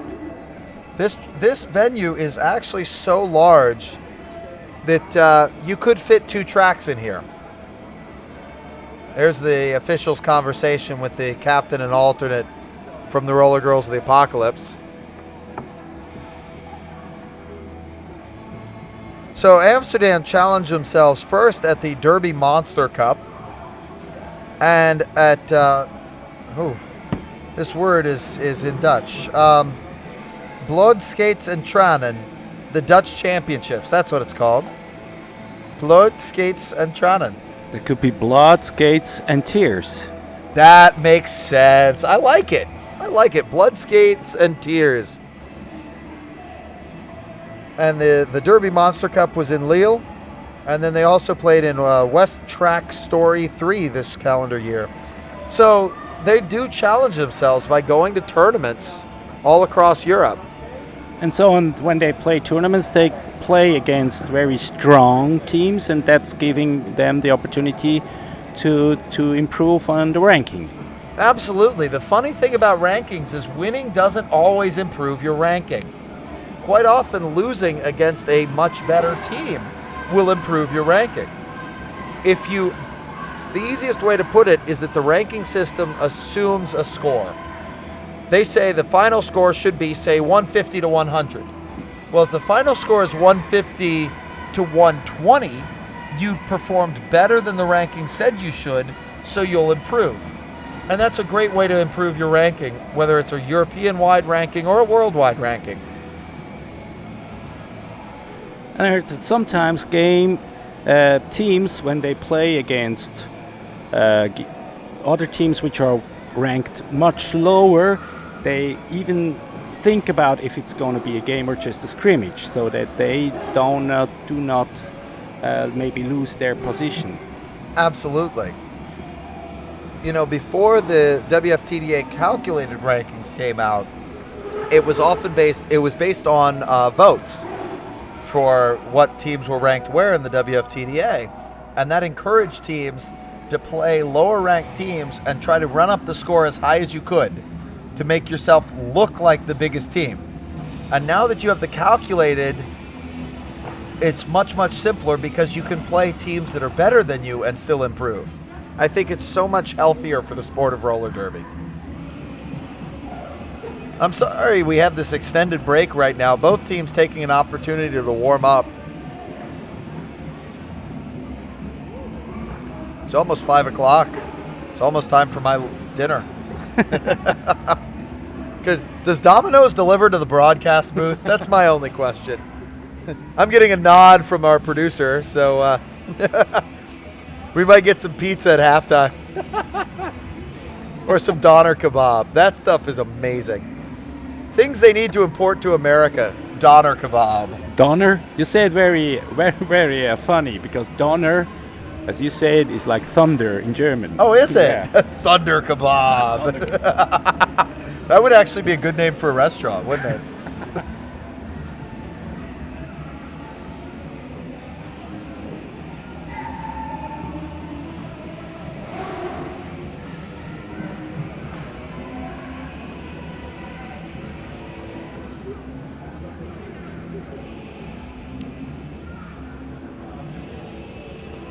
Well, you know, it's been a fun trip to Amsterdam so far. Seeing there's some great venues here in the Netherlands. I know down in Rotterdam they're having a triple header. Today? That's right. That should be a lot of fun down there.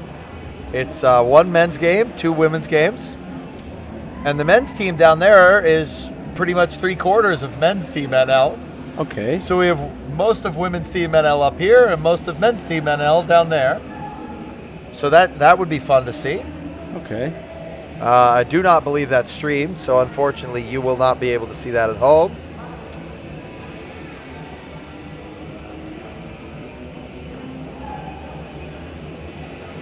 And then, of course, coming over to Amsterdam, there's not only the good food. I wish I knew what they were called, but they have this food in Amsterdam where they basically make a stew, Okay. roll it into balls, and deep fry them. All right. I can't figure out what's wrong with this. This sounds like a great idea to me. Sounds good. Didn't taste that one yet, but maybe I have the chance after the game.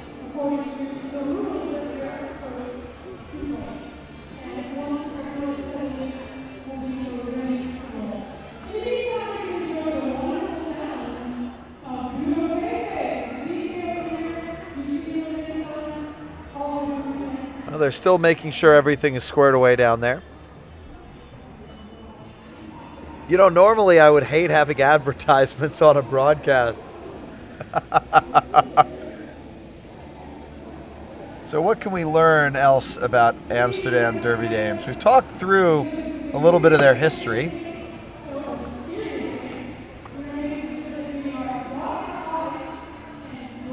Let's take a look at Team Netherlands.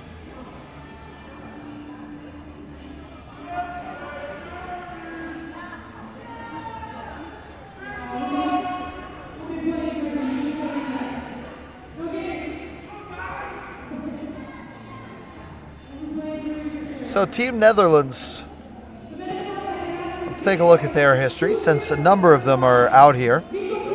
Team Netherlands played 4 games at the World Cup down in Dallas, ending their run by defeating South Africa by a whopping 308 to 189. That was a great finish. It was a really great finish. They lost to USA and New Zealand and beat Puerto Rico. Losing to USA, I think pretty much every team out there could agree there's nothing wrong with that. Nothing wrong with that.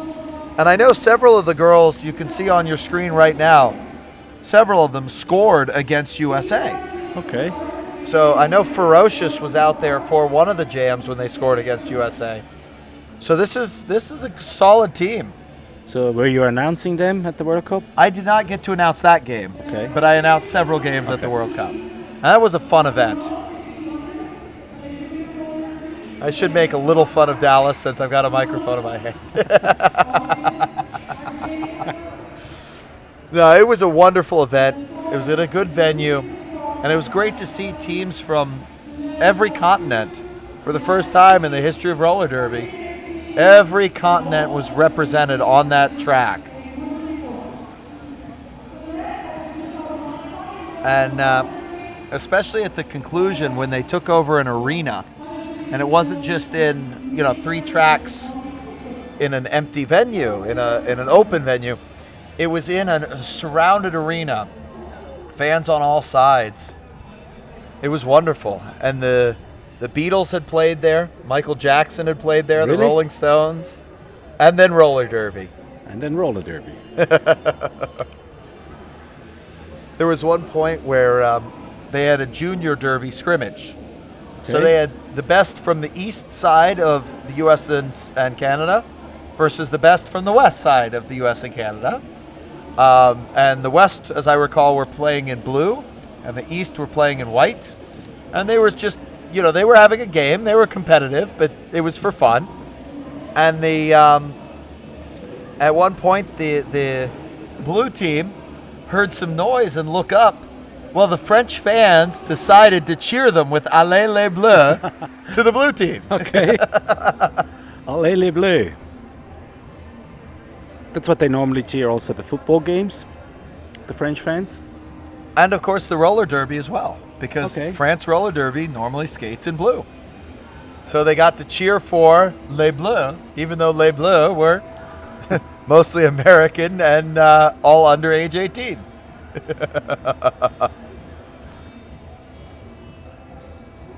So, doesn't look like for me that we are ready for the first whistle.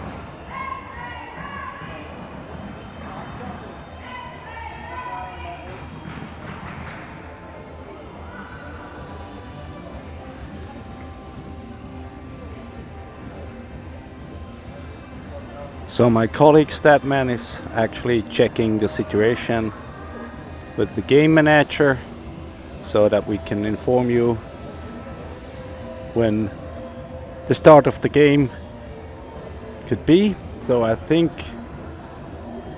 actually I saw that some of the skaters are rolling out of the hall. So I think we're gonna be back in a few minutes when we know more about the start of the game.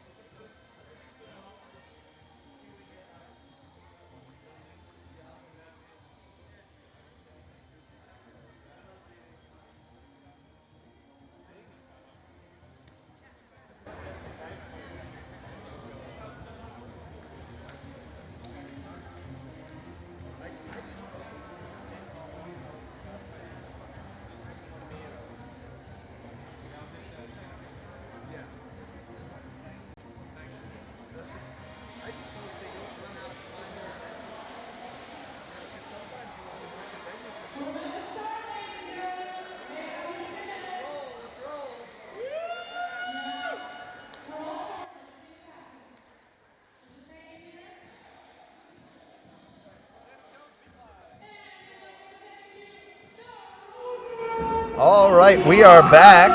We are back.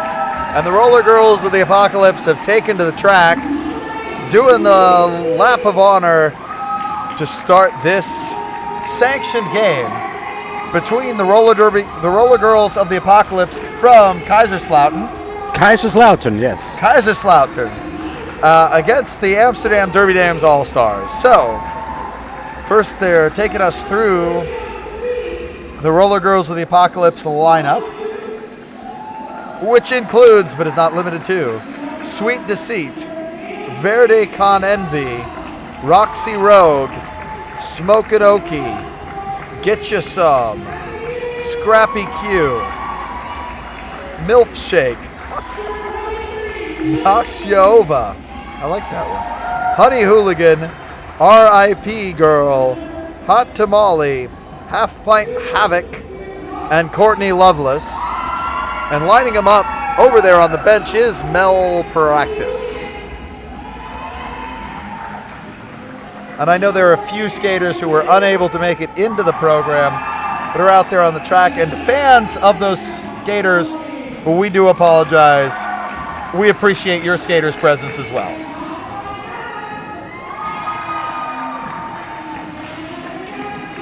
And there you got a great face-on view, some of them with some really great bout makeup. Yeah, scaring. The neon green face paint.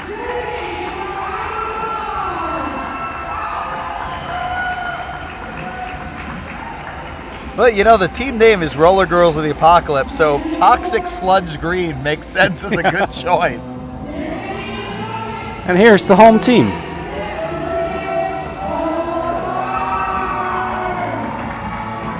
These are the Amsterdam Derby Dames. I think they call Dames. With the accent, I would say so, yes. Just tried my best.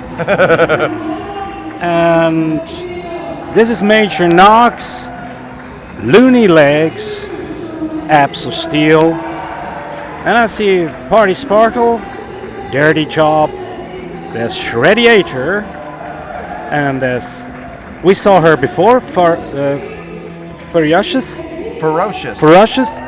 She was bench coach before. That's correct.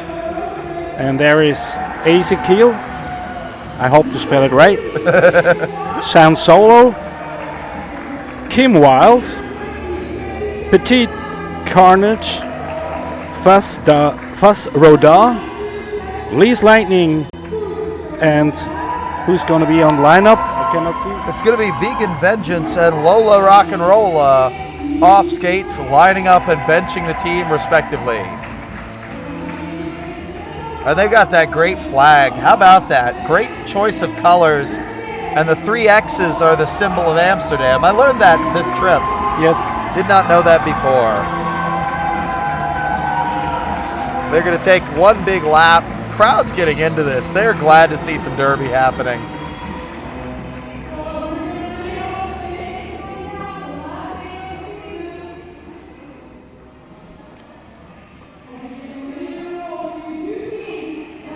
So the officials' crew makes their way into the center.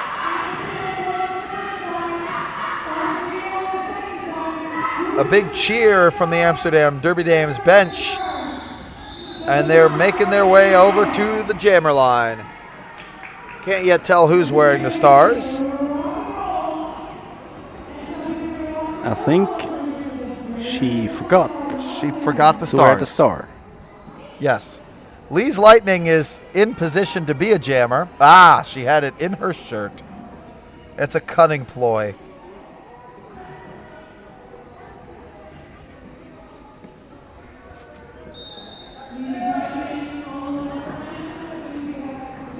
She's going to be going up against number 4 from the Roller Girls of the Apocalypse. And there we go. It's going to be lead jam status to Lee's Lightning and the Amsterdam Derby Dames All-Stars.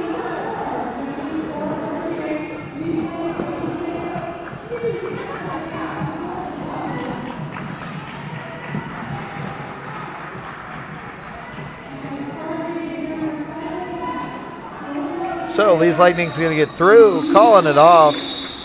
Classic Hit It and Quit It roller derby puts up a 5-point grand slam.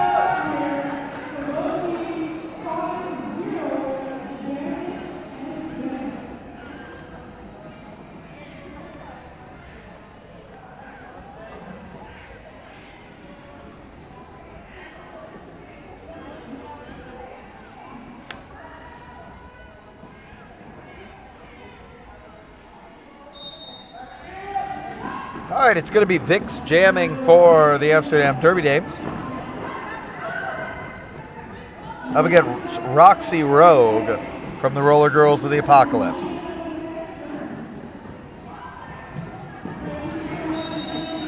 And Vix squeezes her way through to lead jam status. You know, they are throwing some great defense out there at the Apocalypse. But right now, it's not quite working as well as they would have hoped. A little bit of a forced recycle, and there goes Vix straight through. On the inside. I think she's got 4. She's not going to call it off, though. She trusts her defense. And that was a great call by Vix. 5-point grand slam, and she's coming around again.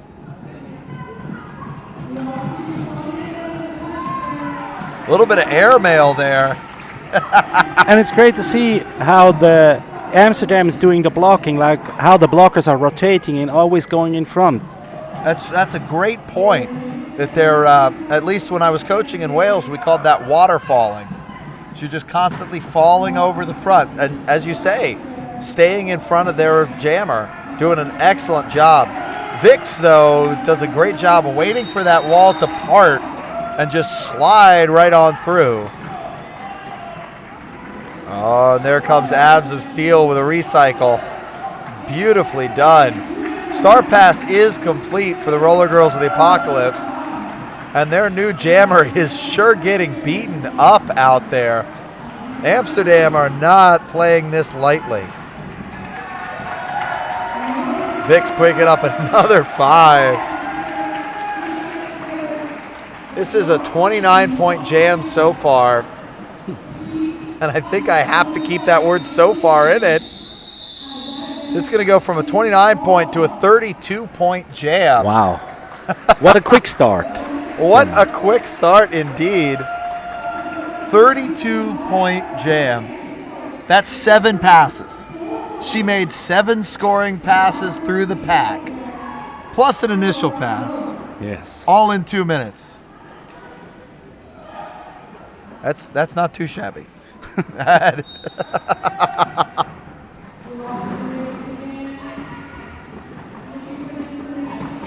Well, both jammers recycled. The Roller Girls of the Apocalypse have their jammer stuck in the back of the pack. Further up the front, there's the jammer from the Amsterdam Derby Dames. She is through. She is scoring. She is your lead jammer.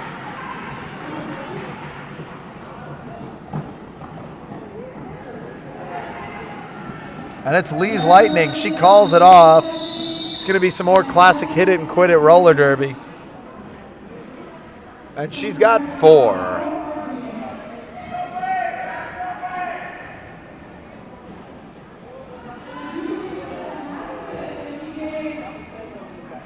Well, this one's going to start as a power jam for the Amsterdam Derby Dames. Wow. And it's Abs of Steel to start on the jammer line. That roll of the eyes there that you saw was when we heard the 4 whistles for an official timeout. She's probably saying this to herself, we've already had several of those. Yeah. I want to skate forward and sometimes turn left. Yeah.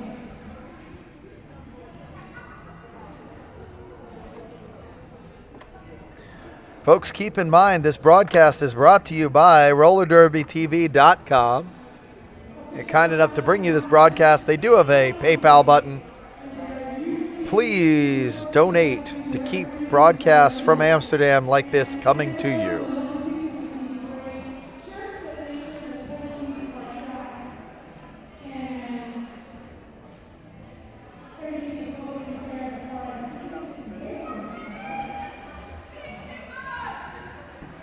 There's the dazzle of zebras in the middle of the track.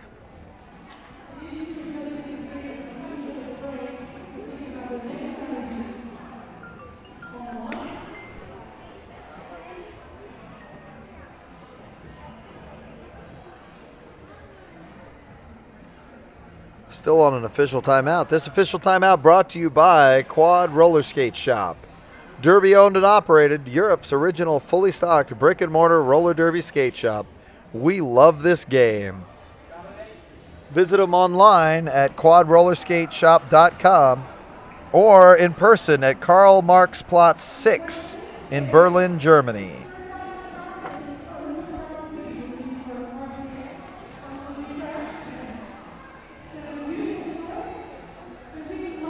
Little dance off there on the jammer line.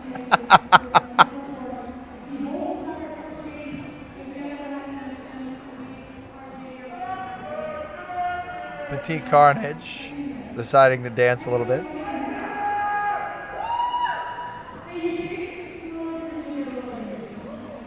It's number KO for Noxyaova.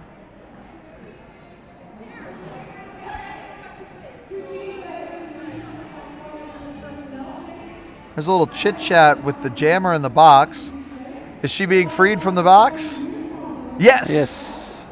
So this will not start as a power jam.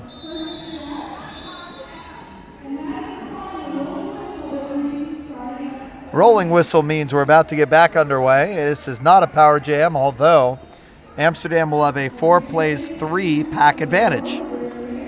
Abs of Steel sizing up her opponent. Oh, Abs of Steel hit that pack. Picked up a multiplayer block on one of her opponents, and she's out for lead. There's one blocker from each team on their way to the penalty box. Wow. Beautiful hit by number 22, shredded her for the Amsterdam Derby Dames.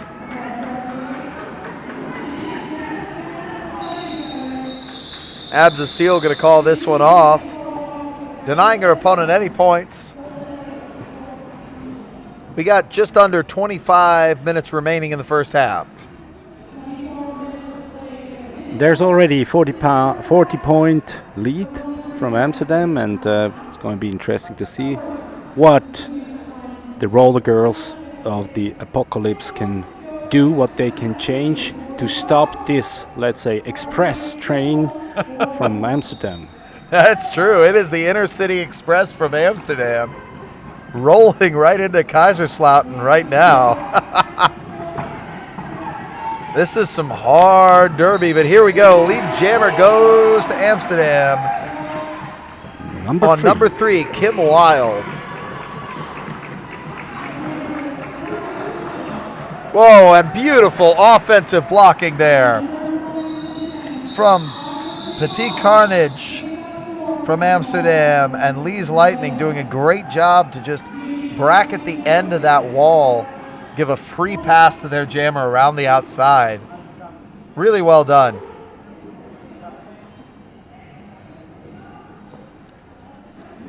Folks, we do know that there's no scoreboard at the bottom of the screen, so we will make sure to show you the scoreboard between every few jams.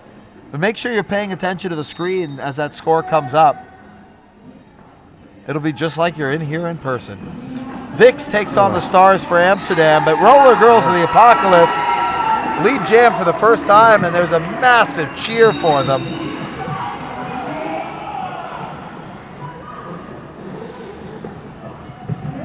Wow. It's RIP Girl picking up that lead jam status, but now she's sent off for a cutting penalty. So this is going to be a power jam to Amsterdam. Boy, I thought that was going to be a big opportunity for the Roller Girls of the Apocalypse. Looked like, but then she got blocked on the inside, and then she cut the track, and so the chance is over. You have to be careful when you're around roller girls like this Amsterdam team. They just have so much practice on the European and the worldwide level. They know how to cause those little cut tracks.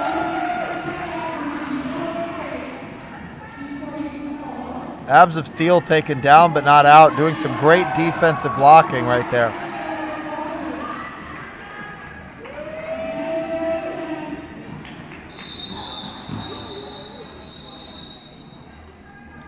Oh, and the jammer for the Roller Girls of the Apocalypse on her way back to the not yet sponsored penalty box for an illegal procedure. She did not re-enter the track correctly when she finished her last penalty. That can be a very costly penalty.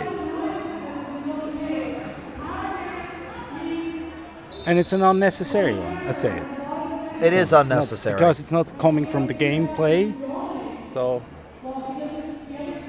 So we've got a request. Well, the clock has stopped. There's a timeout. I thought I saw one of the teams request an official review.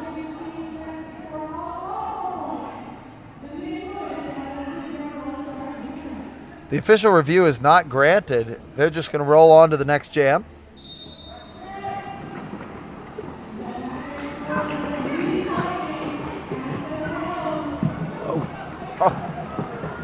Jam referee Dire Wolf taken out by a heavy block, sending one of the Roller Girls of the Apocalypse into his legs. He's able to get up, though, in time to call Lex Lightning's lead jam status. And Lex Lightning now on her way to the penalty box for a low block.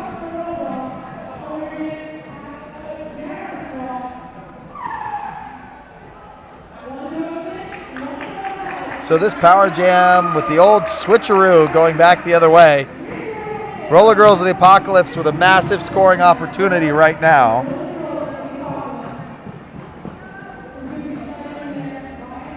There's a big recycle job on their jammer. R.I.P. girl. Wow. Ferocious living up to that name. You're right.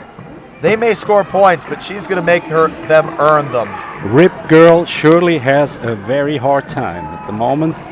I'm sure. I would not want to be. Oh! Rip Girl can give it as good as she can take it. That was a beautiful takeout against Lee's Lightning. Oh. They're not messing around. They're not, but you can't recycle a skater that's not been knocked out of bounds. Roller Girls of the Apocalypse went for the recycle, and the Amsterdam Derby Dames jammer not knocked out of bounds. She just gets right back up. This jam is going to go the full 2 minutes, but that's only about 15 more seconds. Rip Girl, oh, she's tapped out of bounds. Here comes the recycle. They're doing an excellent job on her.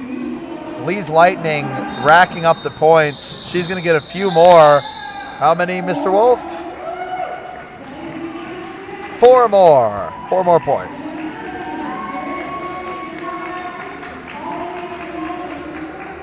And I think if it goes on like this, we're going to see a 200-point mark break in this game. We were wondering the last game if the Amsterdam B team could, which they missed only for 1 point. They got tantalizingly close. We have an official timeout now. Official timeout brought to you by RollerDerbyTV.com. We're also bringing you this broadcast and bringing you back the action.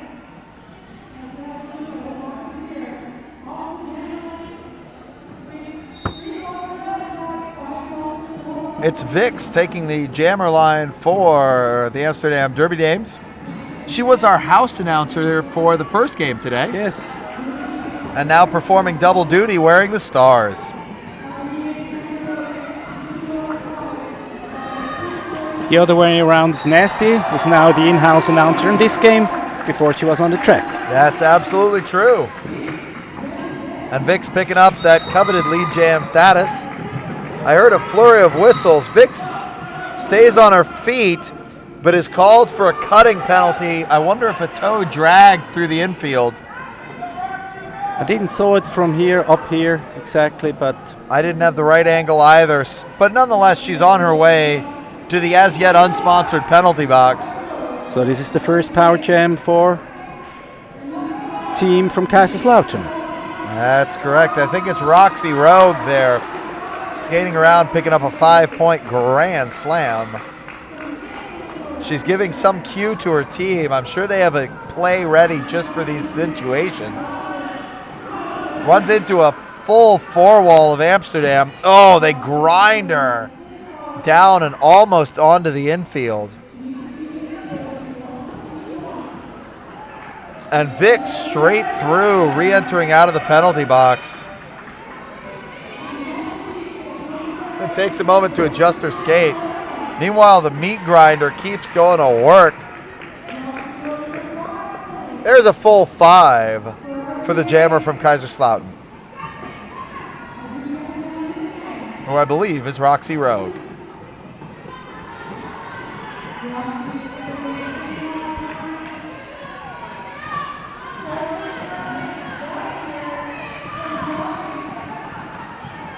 Roxy Rogue just fighting her way through the meat grinder at the front.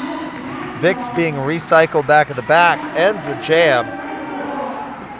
That may have been the highest scoring jam. It, in fact, without a doubt, 13 points, the highest scoring jam for the Roller Girls of the Apocalypse. Nonetheless, the Amsterdam Derby Dames still with a commanding lead. 71-point lead. 16 minutes to go. That's right. Here we are underway in jam number 9 of the first half. Beautiful lead jam status for the Roller Girls of the Apocalypse. Number 4 is jamming. That's right. She was their first jammer in this game, and now she's picked up lead. Woo-hoo-hoo-hoo! Little bit of airmail. She's cleared for landing at Schiphol Airport, picking up a perfect 4-point pass.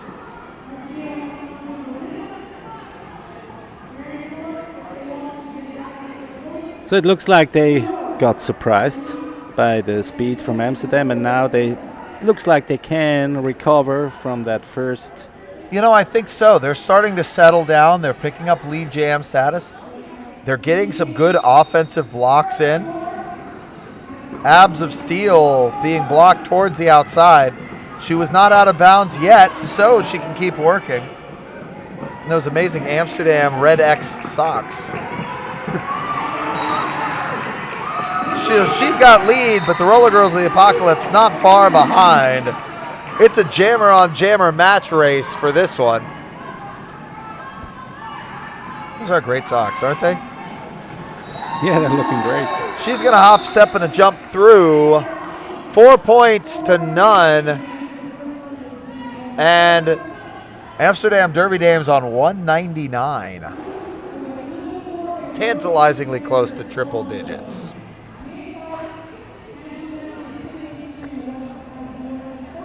There you go, just over 1/4 of the way through the game. Lee's Lightning taking the stars for Amsterdam.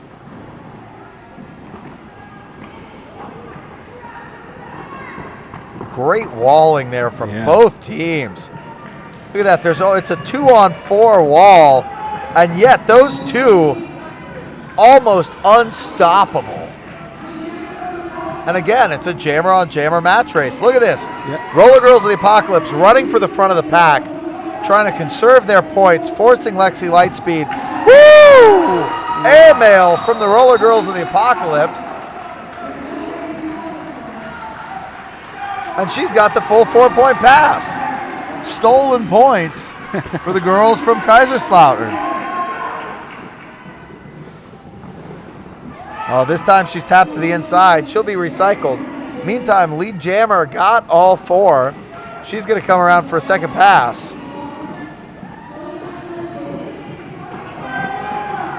And so she's through.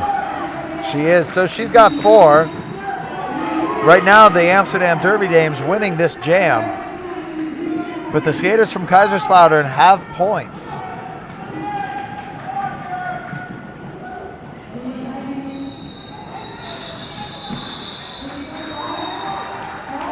This jam called off. 4 more for the Roller Girls of the Apocalypse.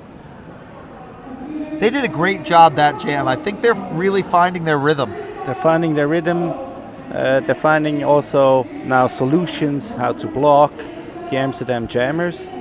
They had to adapt to their play. They're maybe were surprised by the speed and the intensity and the intense skating of the Amsterdam team. And so it will be great to see if they can also now win some jams. And it is, they have won lead jams so far. Roller Girls of the Apocalypse, as you say, they've figured out solutions. Now, keep in mind, the last time, she's straight through. The only blocker on the track for the team in black did not see her coming. It was a stealth jam right under the radar. And the Roller Girls of the Apocalypse elect to call it off.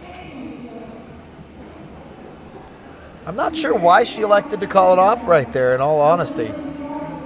She had lead. I'm not sure. Her opponent was stuck in the pack. Nonetheless, she's got a 5-point grand slam. Not bad. Not bad at all.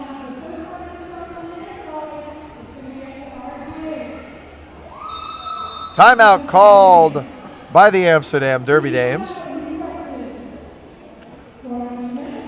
Timeout is brought to you by sponsorship.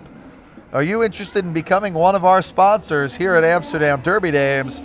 Contact sponsors at amsterdamderbydames.nl. And there is also space for at the jammer line and in the penalty box for your logo. That's right. Any of those could be sponsored, and they could have your logo and slogan attached. There's a great view of the Amsterdam bench right there, discussing something. Whatever they're saying, it's funny. But, you know, that's an important point. Quite often, the team that wins is the team that's smiling. And if you're not having fun, in an amateur sport, really, if you're not having fun, what are you there for? Yeah, because you do it in your spare time. So, I mean, I'm over here in Europe for fun. Do roller derby because you enjoy roller derby, and clearly Amsterdam are enjoying their time here. And now we've got a number 3, Kim Wilde, out there on the jammer line against Nakshaova. Is that it? Yeah, Nakshaova. Kim Wilde, you can see her sizing up. Where are her opponents? It's the big difference between these two jammers. It was fun to watch. Kim Wilde taking stock of exactly where everyone was. Nakshaova focusing on her own skating. Kim Wilde now 2 to beat at the front. Good bridging from the Roller Girls of the Apocalypse. Kim Wilde is through and scoring lead jammer. but just as she passed, she was sent to the penalty box. I think it was an out-of-play block. It was close, could be. Well, there was a whistle for out of play, and she continued blocking. So if that was not ruled a counter block, she can pick up an out of play block. And so there was the Mario sound effect, knocks you over with the power jam.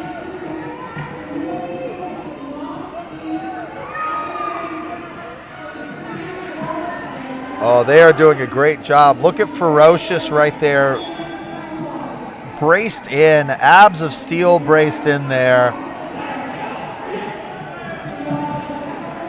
Looney Legs was doing a great job of bridging that wall, keeping them in play. Destruction of pack penalty called on Amsterdam Derby Dames, but their jammer comes out of the penalty box, goes straight through, knocked out, and the Roller Girls of the Apocalypse not able to recycle her in time. She's around and scoring.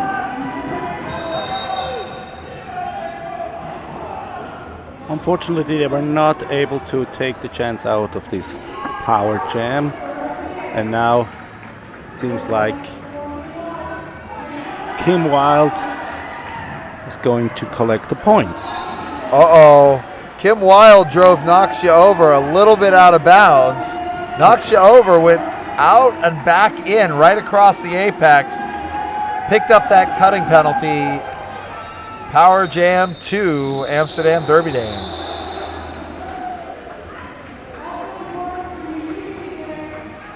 Even during one jam, the whole situation can change from one to another. So we saw 3 different situations now in one jam. It's amazing how long 2 minutes can be, isn't it?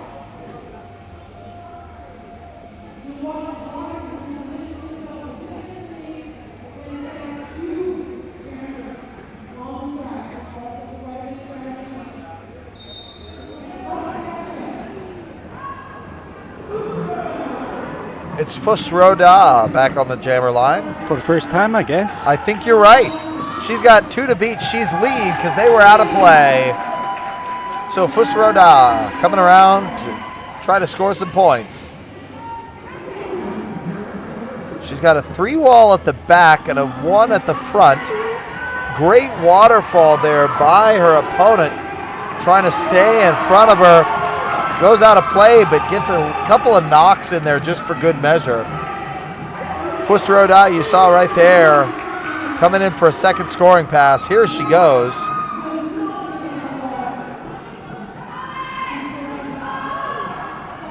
There's some encouragement from fans to call it. She does.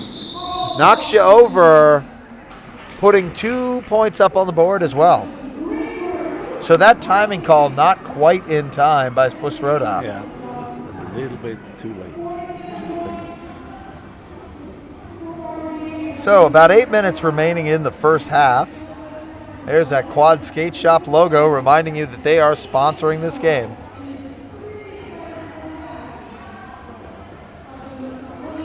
Lee's Lightning to take the jammer line. It's number 4 for Kaiserslautern, for the team from the Apocalypse. Oh, it was a heavy hit to the outside. And a lead jam status to the Roller Girls of the Apocalypse.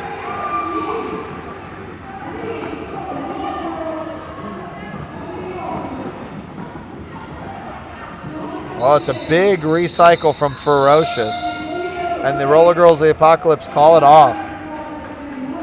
You know, their strategy and tactics is not lacking in this game. They know when to call it off. They know when to push forward. They're doing a great job. They're just being a little bit outskated. And only a little. Yes. I agree with you.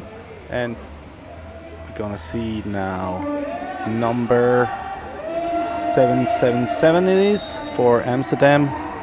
And there he is.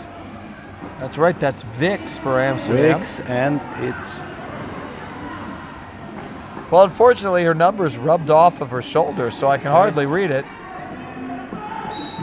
For the Roller Girls, the Apocalypse with Vix, lead jam status.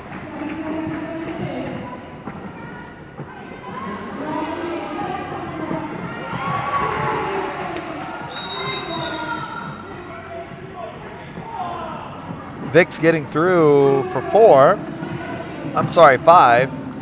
and sending her opponent to the penalty box for an out-of-play block.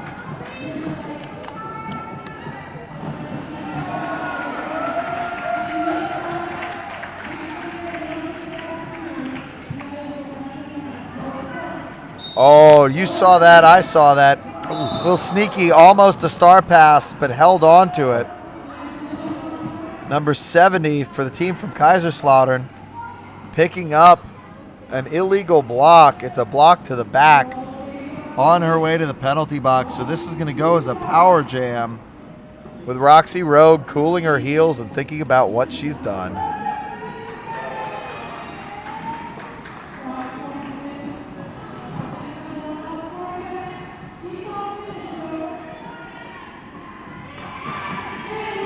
And we had a star pass to Abs of Steel. Abs of Steel certainly storming her way through that pack.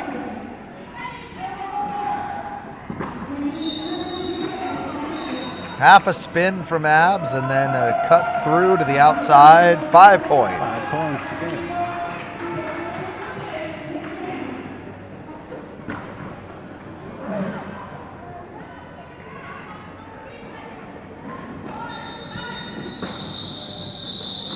I don't see the stars for the Roller Girls of the Apocalypse, but maybe she lost it.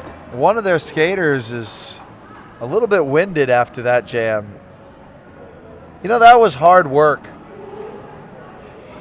Very, very physical derby. We're now under 5 minutes remaining. 157 plays 48.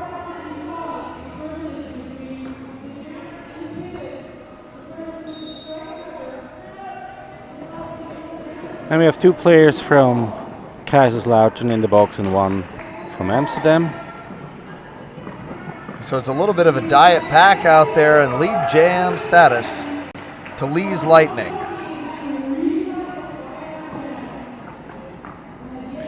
She's in a very good shape. She does a lot of jamming today. She certainly has done a lot of jamming today. We got a jammer on jammer match race out there. They are neck and neck.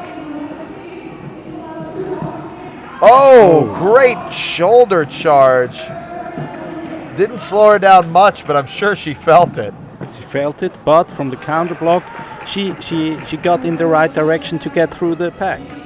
Sometimes, you know, those shoulder charges can actually almost catapult you through.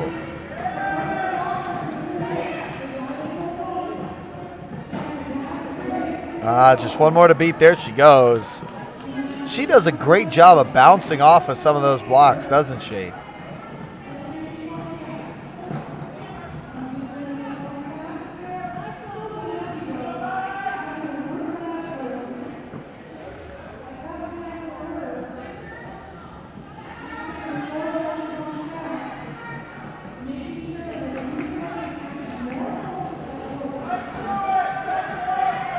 Oh, they've got 2 to beat. Vic's actually keeping the Roller Girls of the Apocalypse there in play. She was helping them bridge, but more importantly, she was keeping her own pack in play because her own pack has gone full meat grinder on the Roller Girls of the Apocalypse. Yeah. This is not half ground stuff. This is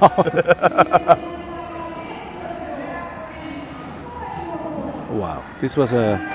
Is it? Yes, it right? Over 20 points they scored. This is even over 29. Let's take a look at the scoreboard there. Wow. 29 points in that jam. That means there's 6 scoring passes plus an initial pass. Wow. This is why they're on Team NL and you're not, right? Besides the obvious. And they corrected even to oh no. I thought first they wanted to correct it. It's 191. 191, which means Amsterdam are within striking distance of the 200 mark before halftime. Holy cow. You know, there was that extensive delay, and they came out firing on all cylinders. I wondered if it's always difficult to have a delay because you're in concentration mode and so on. So they did really better to came into this game after this long delay. Oh, you're right. It is a skill to come back into it. Shredder puts up 3 for Amsterdam, and they certainly have mastered that mental control to be able to stay in it. We want to thank everyone at home for tuning in. This has certainly been a lot of fun announcing for you. I've enjoyed it. I hope you've enjoyed watching these games. And keep RollerDerbyTV.com in mind. They are helping bring this to you, and I hope many, many more games in the future. And you can donate, if you like, on their website. And I fully recommend it. We've got Kim Wilde skating for the Amsterdam Derby Dames. Her opponent is wearing number 4. Kim Wilde being recycled pretty heavily. 25 seconds left in the first half. Kim Wilde skates up the inside. Lead jam status.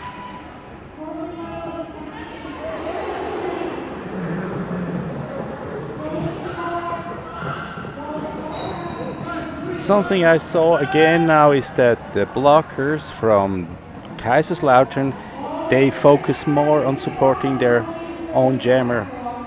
They do. They play a lot of offense. But while you're saying that, Kim Wilde, number 3 for Amsterdam, picking up a back block penalty. So this is going to be a power jam, and it's going the full 2 minutes.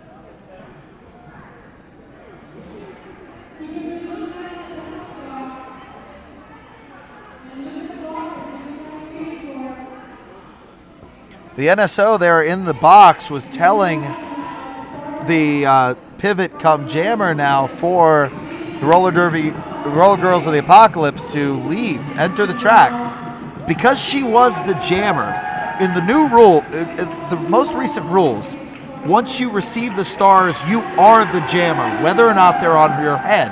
Okay. So because she was carrying the stars into the box, she was the jammer. And thus, when the Amsterdam jammer ended, she was free to leave immediately. Okay. If she didn't leave immediately, that's on her. Okay. Now, Kim Wilde just got called for a cutting penalty. So the power jam continues for the roller girls of the apocalypse. Taking a second to adjust her pads and now charging back into that pack. There's the whistle. We're going to halftime. See final pass points. We made it. Over the 200 mark at halftime. 202 to Amsterdam. An even 50 for the roller girls of the apocalypse. Well, we're going to take some time off for halftime. And we will see you back in about 14 minutes.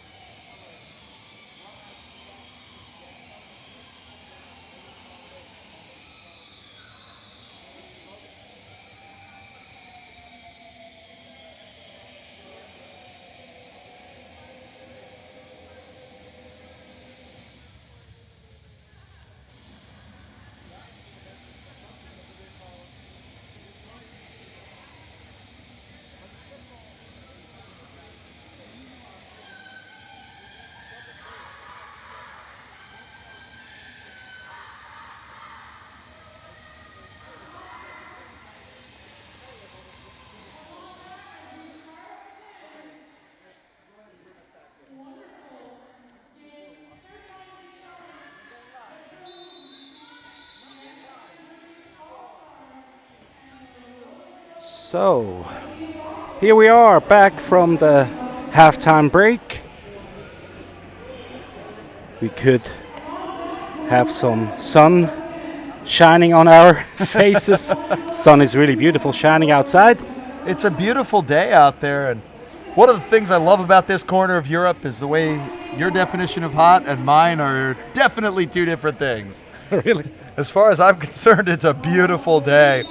And it's a beautiful day for roller derby because in here it's a good temperature, not too humid, and there's a lead jammer status for the Roller Girls of the Apocalypse to kick off this second half.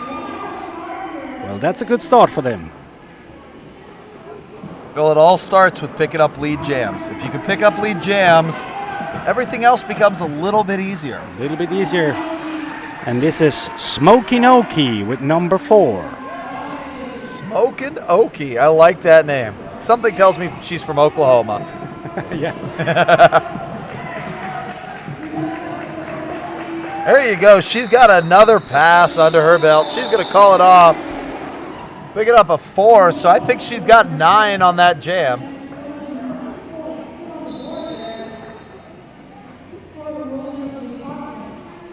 Somebody's called for an official review.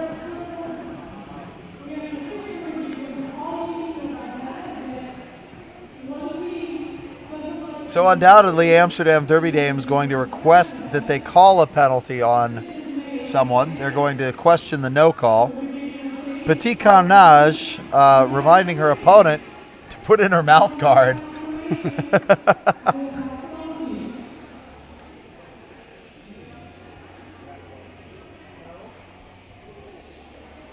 We want to say thank you to everybody for tuning in.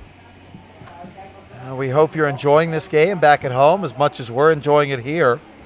And if you're enjoying it, please go on to rollerderbytv.com and hit that big old donate button to PayPal.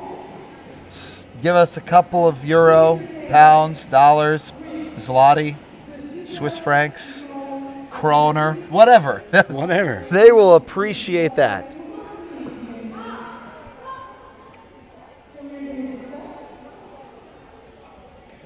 A nice little chit chat there between some of the Amsterdam Derby Dame blockers and their opposing jammer.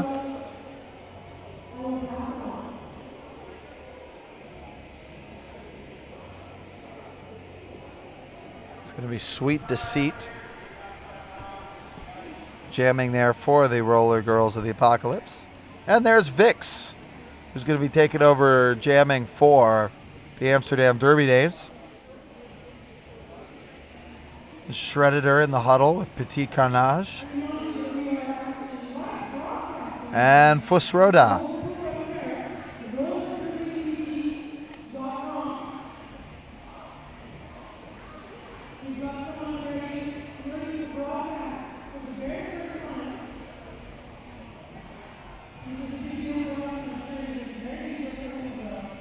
Still having a little chit chat about this official review, and the skaters, I'm not sure if they're discussing the review, but we've got one huddle at the back with the Derby Dames blockers and the jammer from the Roller Girls of the Apocalypse, and then at the other end of things, it's the Apocalypse blockers all having a huddle together. Referees have come back to explain their ruling.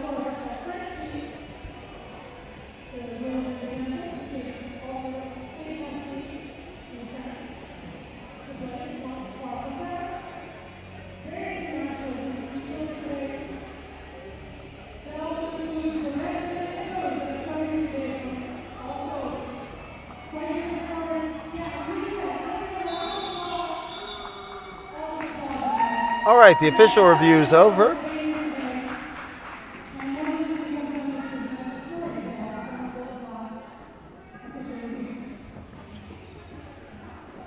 It's going to be number 8 from Kaiserslautern jamming. That's Sweet Deceit. And on the other hand, it is number 777. And she's going for the lead for Amsterdam. And that's Sweet Deceit not too far behind her. The official review was called by the Roller Girls of the Apocalypse, and they did lose their official review. Okay. So no change after that little chit chat. You know, I can't remember what it's called in Japanese, but in sumo wrestling, they have official reviews as well. Okay. If one of the judges thinks that the wrong decision was made by the referee, they can call for an official review, and 6 judges plus 1 on instant replay all get together. The term is a talk about things. Okay. It's not an official review, they're just having a talk about things. Okay. I've always loved that. Oh, we don't need something official, just a chit chat, just to talk about things. Lead jam status to the Amsterdam Derby Dames.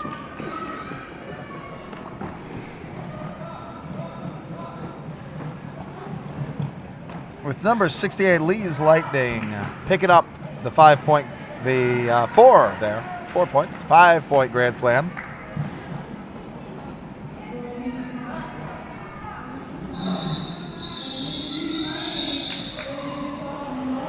Calls it off before her opponents can score. So Amsterdam Derby Dames, you know, what they're going to want to do in the second half is just settle down and play basic roller derby. So they've already got a heck of a lead. If they settle down and play just basic, simple roller derby, they're going to do a lot better. They're going to finish this up. They're going to probably maintain a hefty lead. If they try to do anything crazy, they're going to run into risks. Yes. The Roller Girls of the Apocalypse are going to have to take the game to them. Vic's picking up lead jammer with a neat little step up the inside.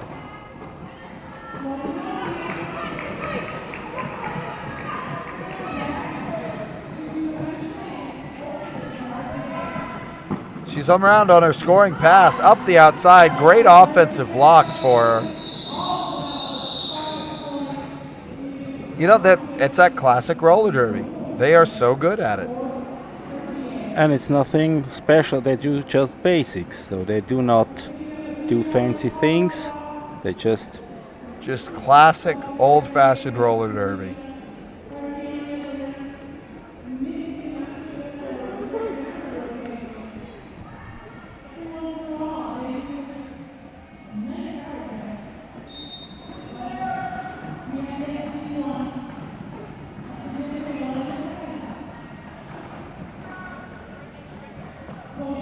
All right, it is a really tight pack right now. Neither team giving an inch. This is great. I love watching the physical game. Oh, but she's straddling the line. Great forced recycle job there. Somebody's on their way to the penalty box. Oh, no. It's the Roller Girls of the Apocalypse jammer. So we're going to hear the Super Mario tune. There it is. DJ here doing a wonderful job with that sort of thing.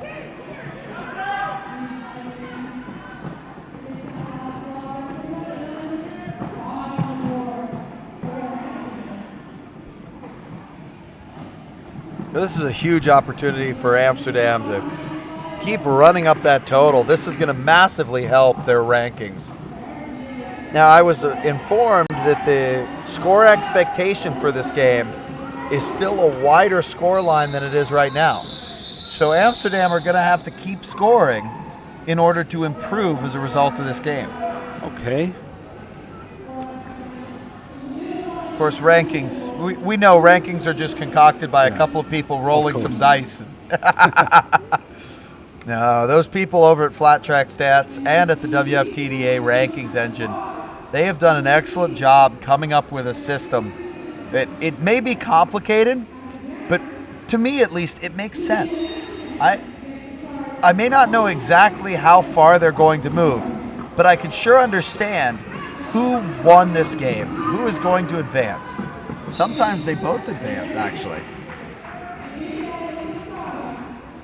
See, right now, it's expected ratio of 31 to 14. It's just a little bit better than 2 to 1. So actually, right now, Amsterdam are beating the spread.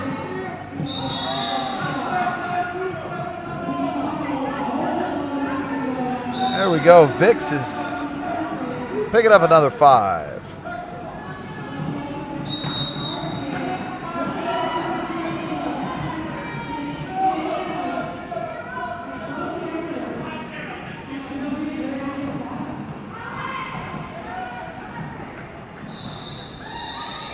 Actually, I just checked. Amsterdam are doing twice as well As expected. as expected. That means they're going to improve a lot. That means they're If it going stays to like improve this. a lot is right. They're supposed to have scored 130 at this point. Instead, they've scored 239. That is, they are underappreciated on the Flat Track Stats scoreline. So this is going to be a good outing for Amsterdam Derby Dames. And let's see if they can even improve more. Kim Wilde is ready to prove that. And she's trying to go on the outside, but then she gets on the floor. And Well, there you go, lead jam. Lead jam to the team from Kaiserslautern. by Smokey Noki.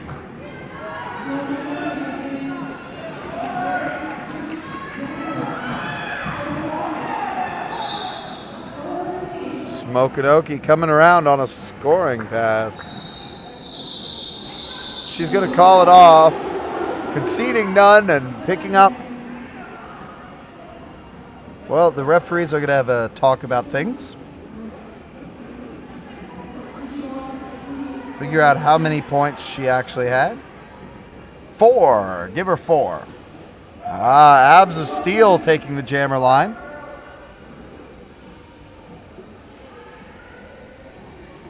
Up against Milfshake, and I think this is the first jam for Milfshake. I guess so.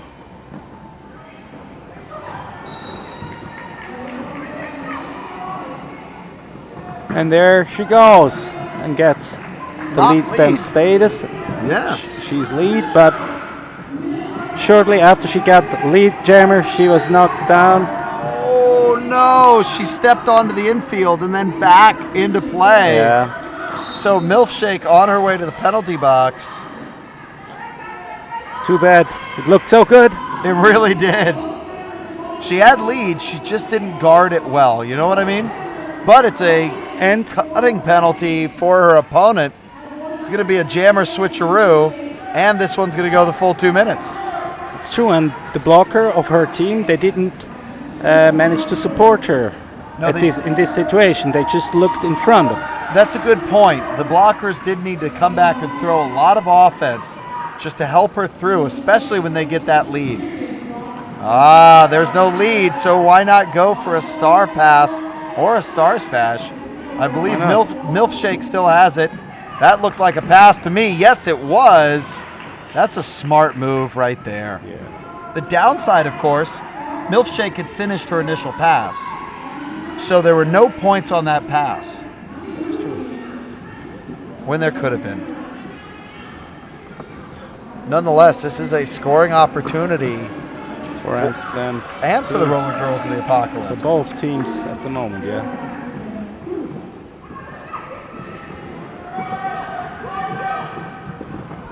They are doing a great job of holding her, aren't they? Ferocious, earning her name right there. 3 points for the Roller Girls of the Apocalypse. There are a couple no pass, no points in there. Oh, heavy tie-up.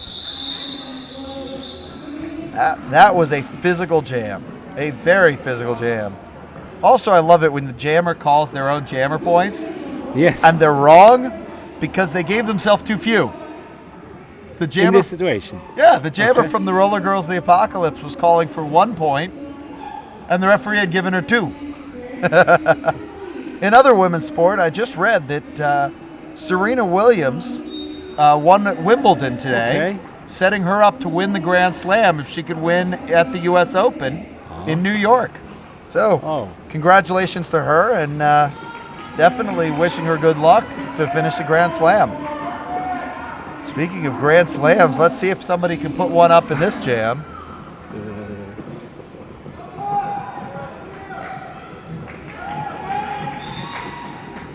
Well, there we have a lead jam status for Amsterdam Derby Dames.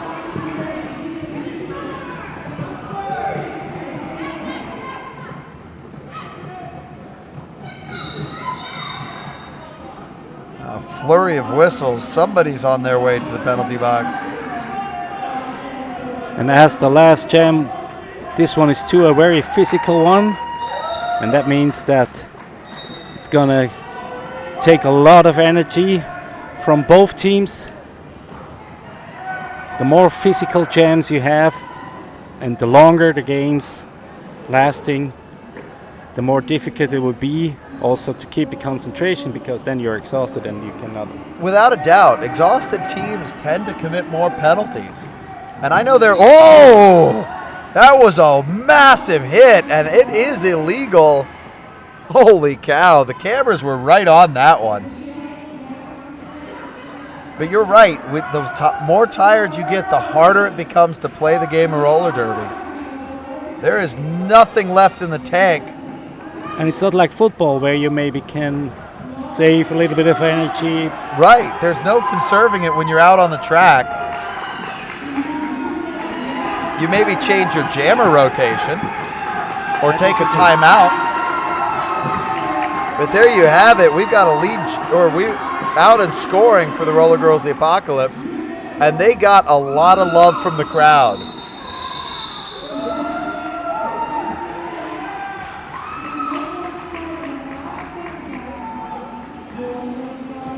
So there's a It's a pretty hefty lead for Amsterdam. And again, they are beating the spread right now. Remember, it's not necessarily who wins, it's who beats the spread that advances in rankings.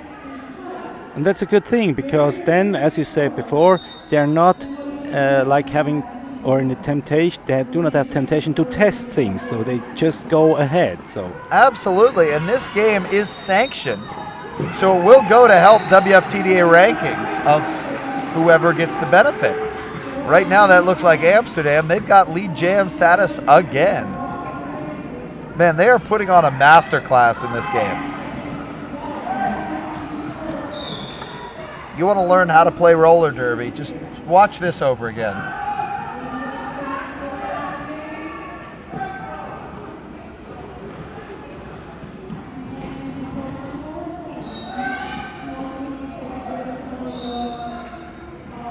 Oh, and it's going to be a power jam for the Amsterdam Derby Dames.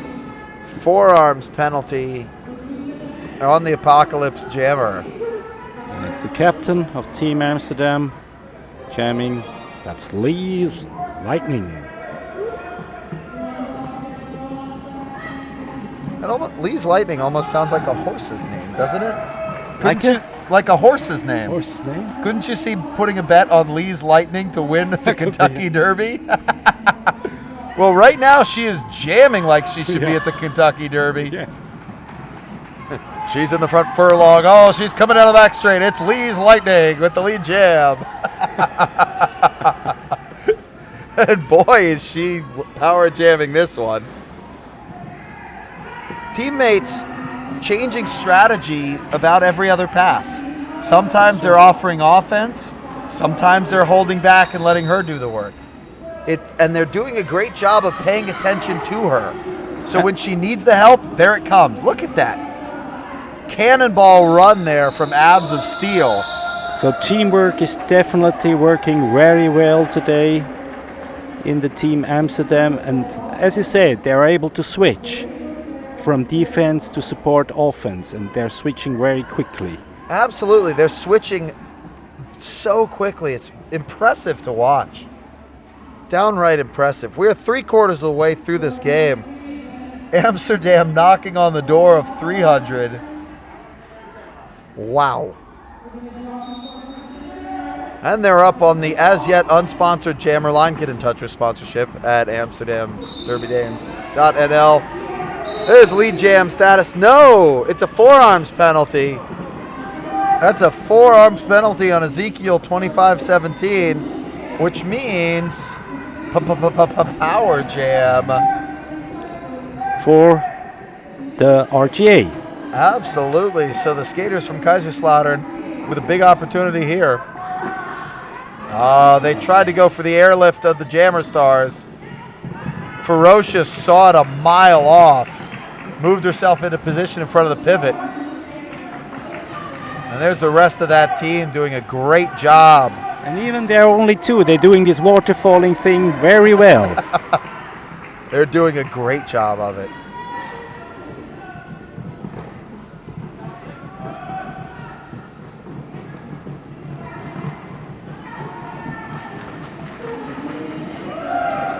Amsterdam doing a great job closing the gate on that inside line, forcing a recycle and another one.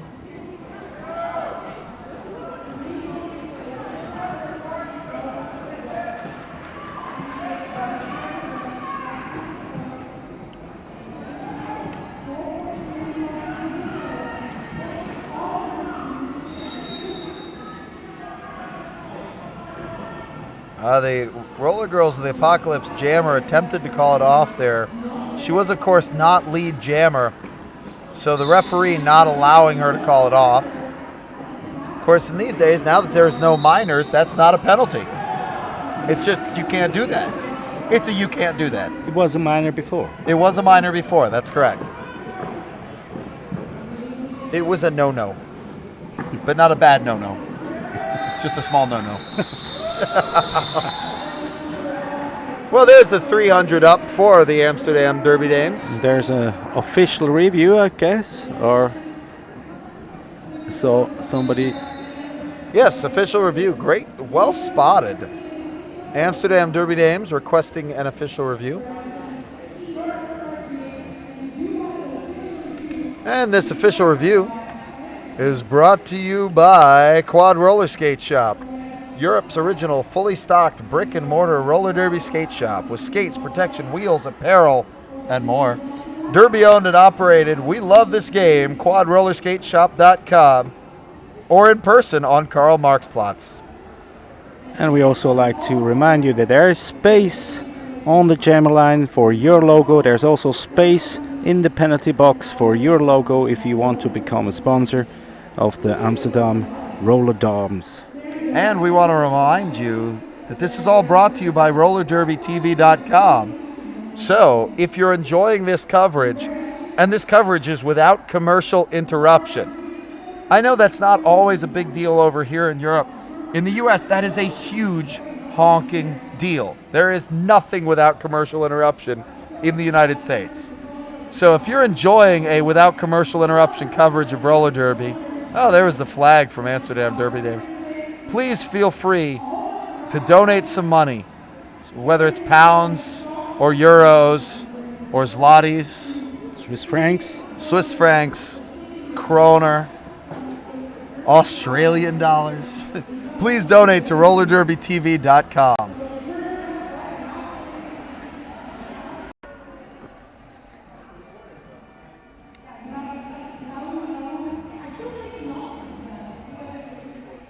All right, so they're still going on this official review. It's a good view right there of the pack and the jammer for the Amsterdam Derby Dames with the zebra huddle right in front. All referee taking careful notes.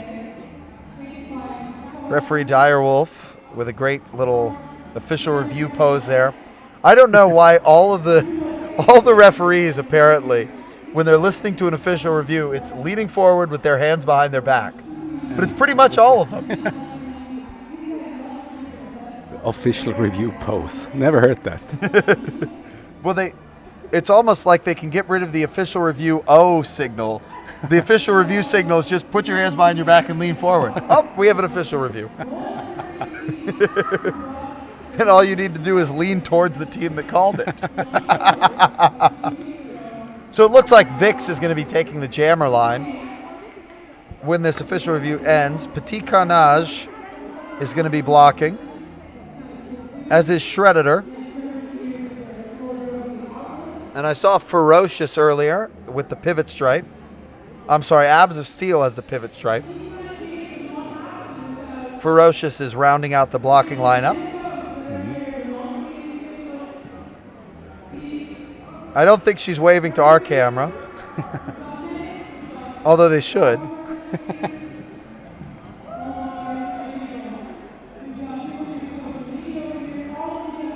There's Vix, the jammer, likely in the next jam, and Petit Carnage, Shredder, Ferocious. Beautiful pictures produced by our crew here. Really, it's a pleasure to announce here together with these guys. I think they're waving to you watching at home.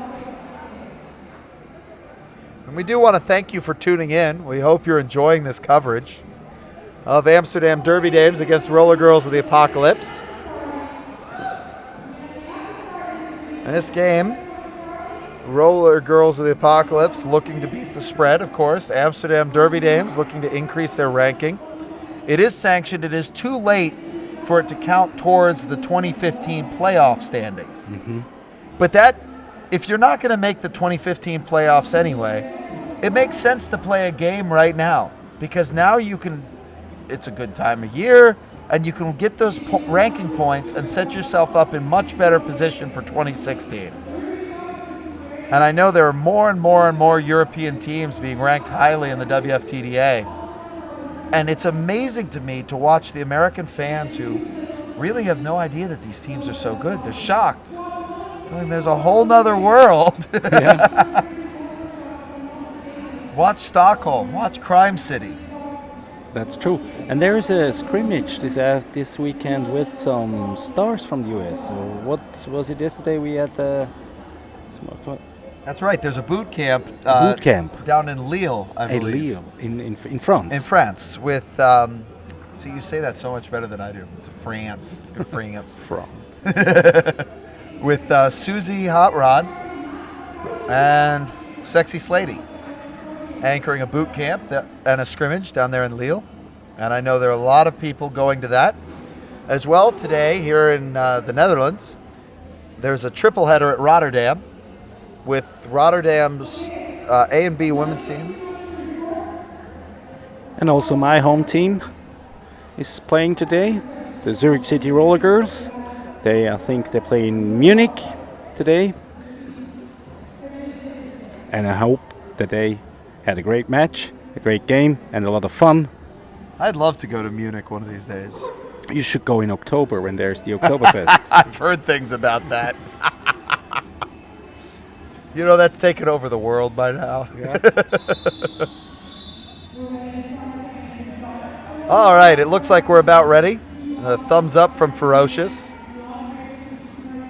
Vix looking like she's picked her line. Look at the intensity in her eyes. She knows exactly what she's doing. And that shot right there showed you the difference between these two teams. Vix, eyes forward, totally focused. And it looks like she had a clear plan what to do. Yeah. Exactly. She was visualizing the jam to come. Nakshaova, she was ready, but she didn't have that intensity. She didn't have that focus. And remember, Vix had just announced the game before. She didn't have a full game to focus.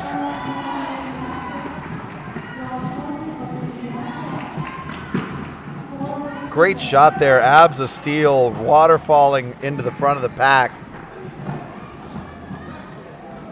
See, this is the funny thing. This is the thing I love about watching the way Amsterdam's playing right now. They're always keeping one blocker forward. So they're not only controlling the opposing jammer, they're controlling the overall pack speed. They are that dominant in this game that they're not only driving the jammer bus, they're driving the pack bus too. Or we're in Amsterdam, maybe it's the pack tram. Yeah, it's true.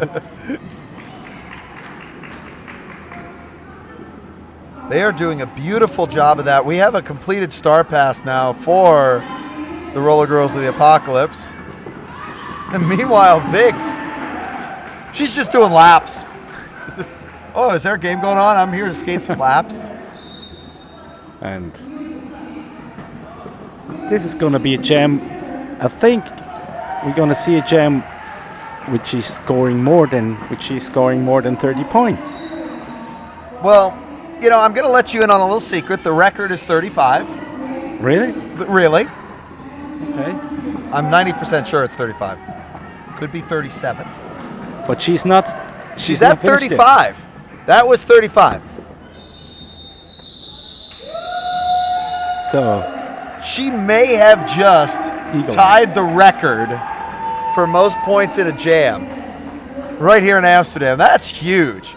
That's 7 scoring passes plus an 8th non-scoring pass in 2 minutes.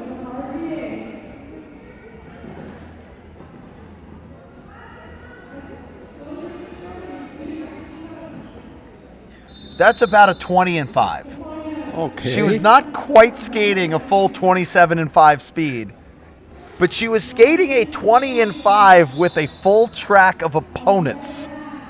That's incredible. 35 points, but you could also say that 0.3 points per second. A third of a point per second. I'm sorry.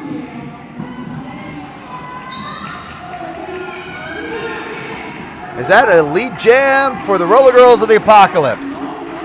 Yes, it is. So that is a game changer. The Roller Girls of the Apocalypse had not found lead jam status for at least 10 minutes, and now they've found it again. Let's see if they can get it this time and put some points up. But it's a good way to start changing your luck. You know, make your own luck. Don't wait for luck to come to you. That was good. And Wicks is going to jam again. Not too shabby. Her knee pads are falling apart, but she is not. Really amazing how much power she has. It really is. She is a massively powerful skater. Look at that. She is straight through. No. The record actually is, you're not going to believe me, 50 points. 50 points. 5-0. All right. But that was back in 2013, so that was Okay. before the 30-second power jam. Okay. That was a 1-minute power jam. Since the change, the record is 45, held by Steph Maney. Oh. Surprising Wow. no one. Steph Maney for London against Nashville, putting up 45 points. So, there you go, 10 short of the record for Vic's Vendetta. That's a great jam. If your name is getting set in with people like Steph Maney,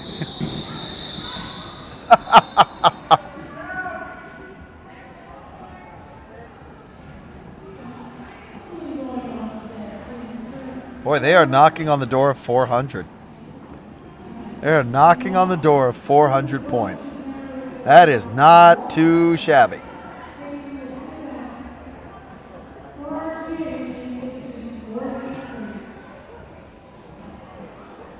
There's another one with a great jam. Jonathan R. Your name is being mentioned with Jonathan R. and Steph Maney. Oh, there we go. It's a lead jam status for the girls from Kaiserslautern. The lead jammer, not the jammer in the lead, unfortunately. Flurry of whistles. Couple skaters on their way to the as yet unsponsored penalty box. Get your name in there. Sponsor that penalty box. And they're forced to call the jam off. See, you think I'm being funny, but you've heard how many times we mentioned the penalty box. We probably mention it once every 2 or 3 minutes. That's true. We could be mentioning your name once every 2 or 3 minutes. I think it's worth think about it. And as you have this great and nice pictures from the camera team where your logo is going to be in a great light, so go ahead and sponsor that penalty box. Abs of Steel now with the coveted lead jam status. Makes a nice little block, but holy cow, the girls from Kaiserslautern are ready. That block was dealt with. Today as well is London against Helsinki over in London.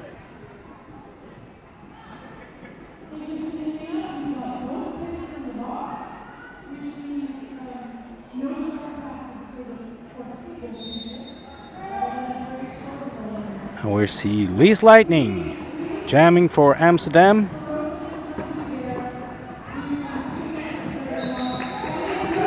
And it's Naxio for Team Kaiserslautern. Who is unfortunately on her way to the penalty box for a cutting penalty. So is it Vix Vendetta out there? No, it's Lee's Lightning. Lee's Lightning, the captain.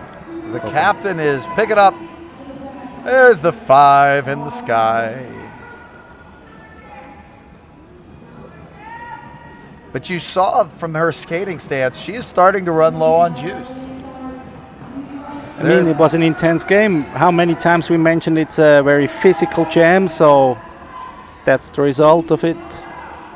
It has been physical so often in this game. I think far more than the game before, don't you? Yes.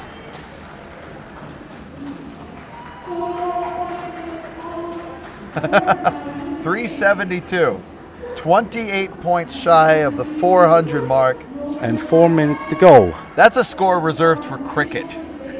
You normally don't get 400 in many other sports.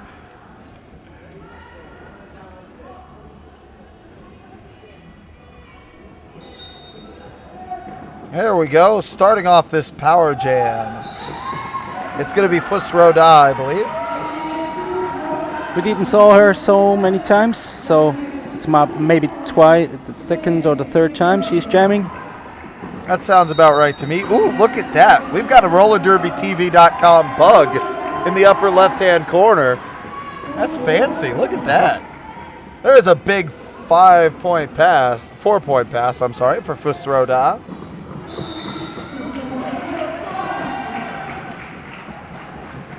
And there's a 5. Meantime, Naxio is being beautifully held by 2 skaters. They went out of play, or there was no pack declared. They let her go right away. But they are so physical. She's just having to drive them forward. And the bench from Amsterdam says, skate on. Do not call this off. Just keep going. Keep going. Holy cow, it's a back block on Naxiova. Great call by the bench to keep skating on that one. And there's the Super Mario sign which says, this is Power Jam time. And they're getting closer and closer to these 400 points. They're 10 points away. That's 2 passes for those of you keeping score at home. Yeah. I'm keeping score right here. Let's see if Fusroda can put up the 400 up. She gets around her last blocker. We're halfway there, living on a prayer. Yes, I had to do that. If she can complete this 5-point grand slam, ladies and gentlemen, they will be in the realms of cricket scores. Okay, there's the 4 whistles. Let's see the points from that jammer ref. Let's keep an eye on those 2 jammer refs talking together. In the white hat, keeping track of Kaiserslautern. And in the black helmet is the jammer ref. It's 5. I'm waiting for him to go up on the scoreboard. 98, 99, 400. Here we go. We're at the 400 up. Holy cow.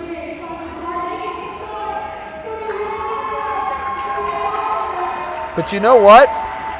The Roller Girls of the Apocalypse have done a wonderful job of making Amsterdam earn every single one of those points. Don't you think? They have not made it easy. Absolutely.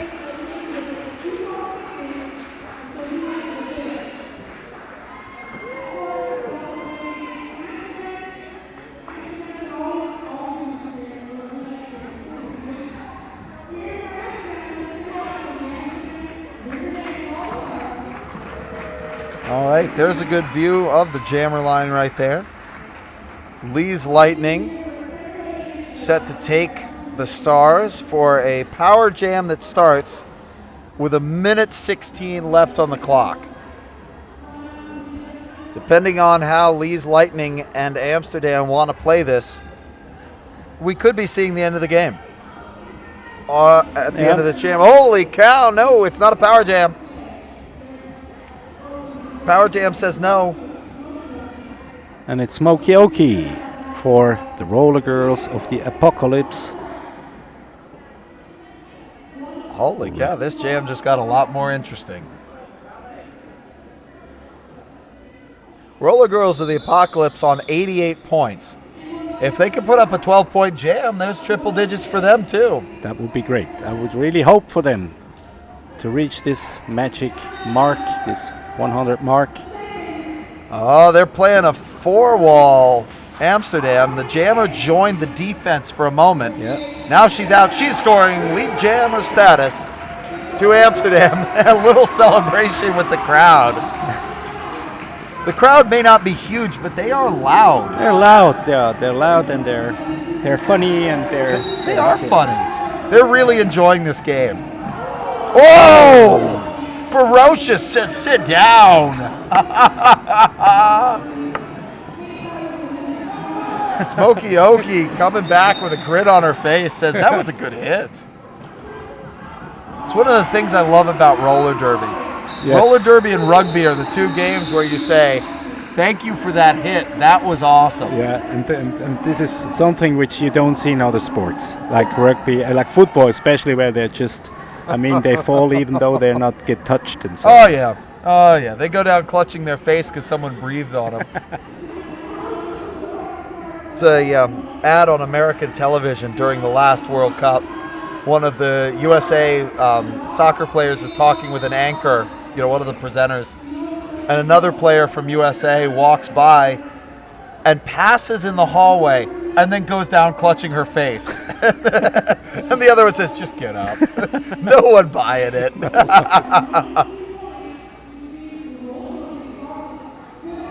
I believe we've seen a foul out from the Roller Girls of the Apocalypse. Somebody was skating off to the stands. But this is a team timeout called by the Amsterdam Derby Dames.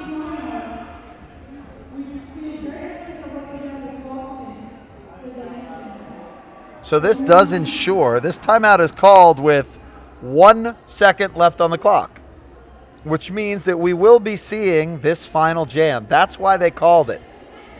Was the same at the first game. Exactly. Want to get that final jam in.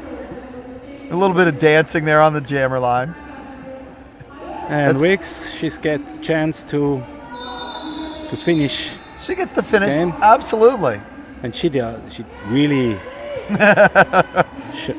If they were doing tryouts for the national team, you send the film of this game in right now. If you're Vix. Vix with that big grin takes off going forward. There she goes, lead jam status in under 4 seconds. And it looks every time it looks so smooth when it's like dancing. It's so elegant, her style going through the opponent's walls, and it's just great to look. It really is. It's elegant. At her effortless jam. Even. Effortless, and here she goes again. Beautiful pass.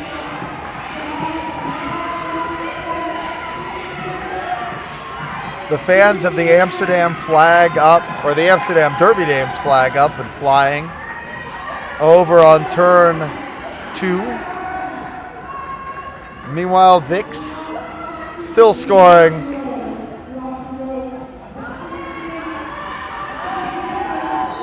She's going to call it off. Did she deny points? Yes, she did. It's another 4 for Vix. And a big win for the Amsterdam Derby Dames. Score is still not yet official, but we know it's a big win for the Amsterdam. Now keep in mind, the expected score ratio according to Flat Track Stats was 31-14. So let's take 92, divide by 14, multiply by 31. Amsterdam were supposed to score 203. So they more than doubled their expected score. Let me say that again. Amsterdam Derby Dames did more than twice as good as they were supposed to have done. And take nothing away from the Roller Girls of the Apocalypse. They didn't just skate hard. They skated hard as I've ever seen. This was a physical game. There was no room to breathe out there. Holy cow. No, we can surely say it was a very successful afternoon for Amsterdam, for both teams from Amsterdam. One was nearly to 200 points, the other team scored more than 400 points. Absolutely. And, I think let's just watch these pictures take care of themselves. Amsterdam and the Roller Girls of the Apocalypse sharing hugs and job well done. So, let's sign off. My name is Statman. And my name is King Kong. And we hope you enjoyed it. And let's take a moment to cheer with both of these teams.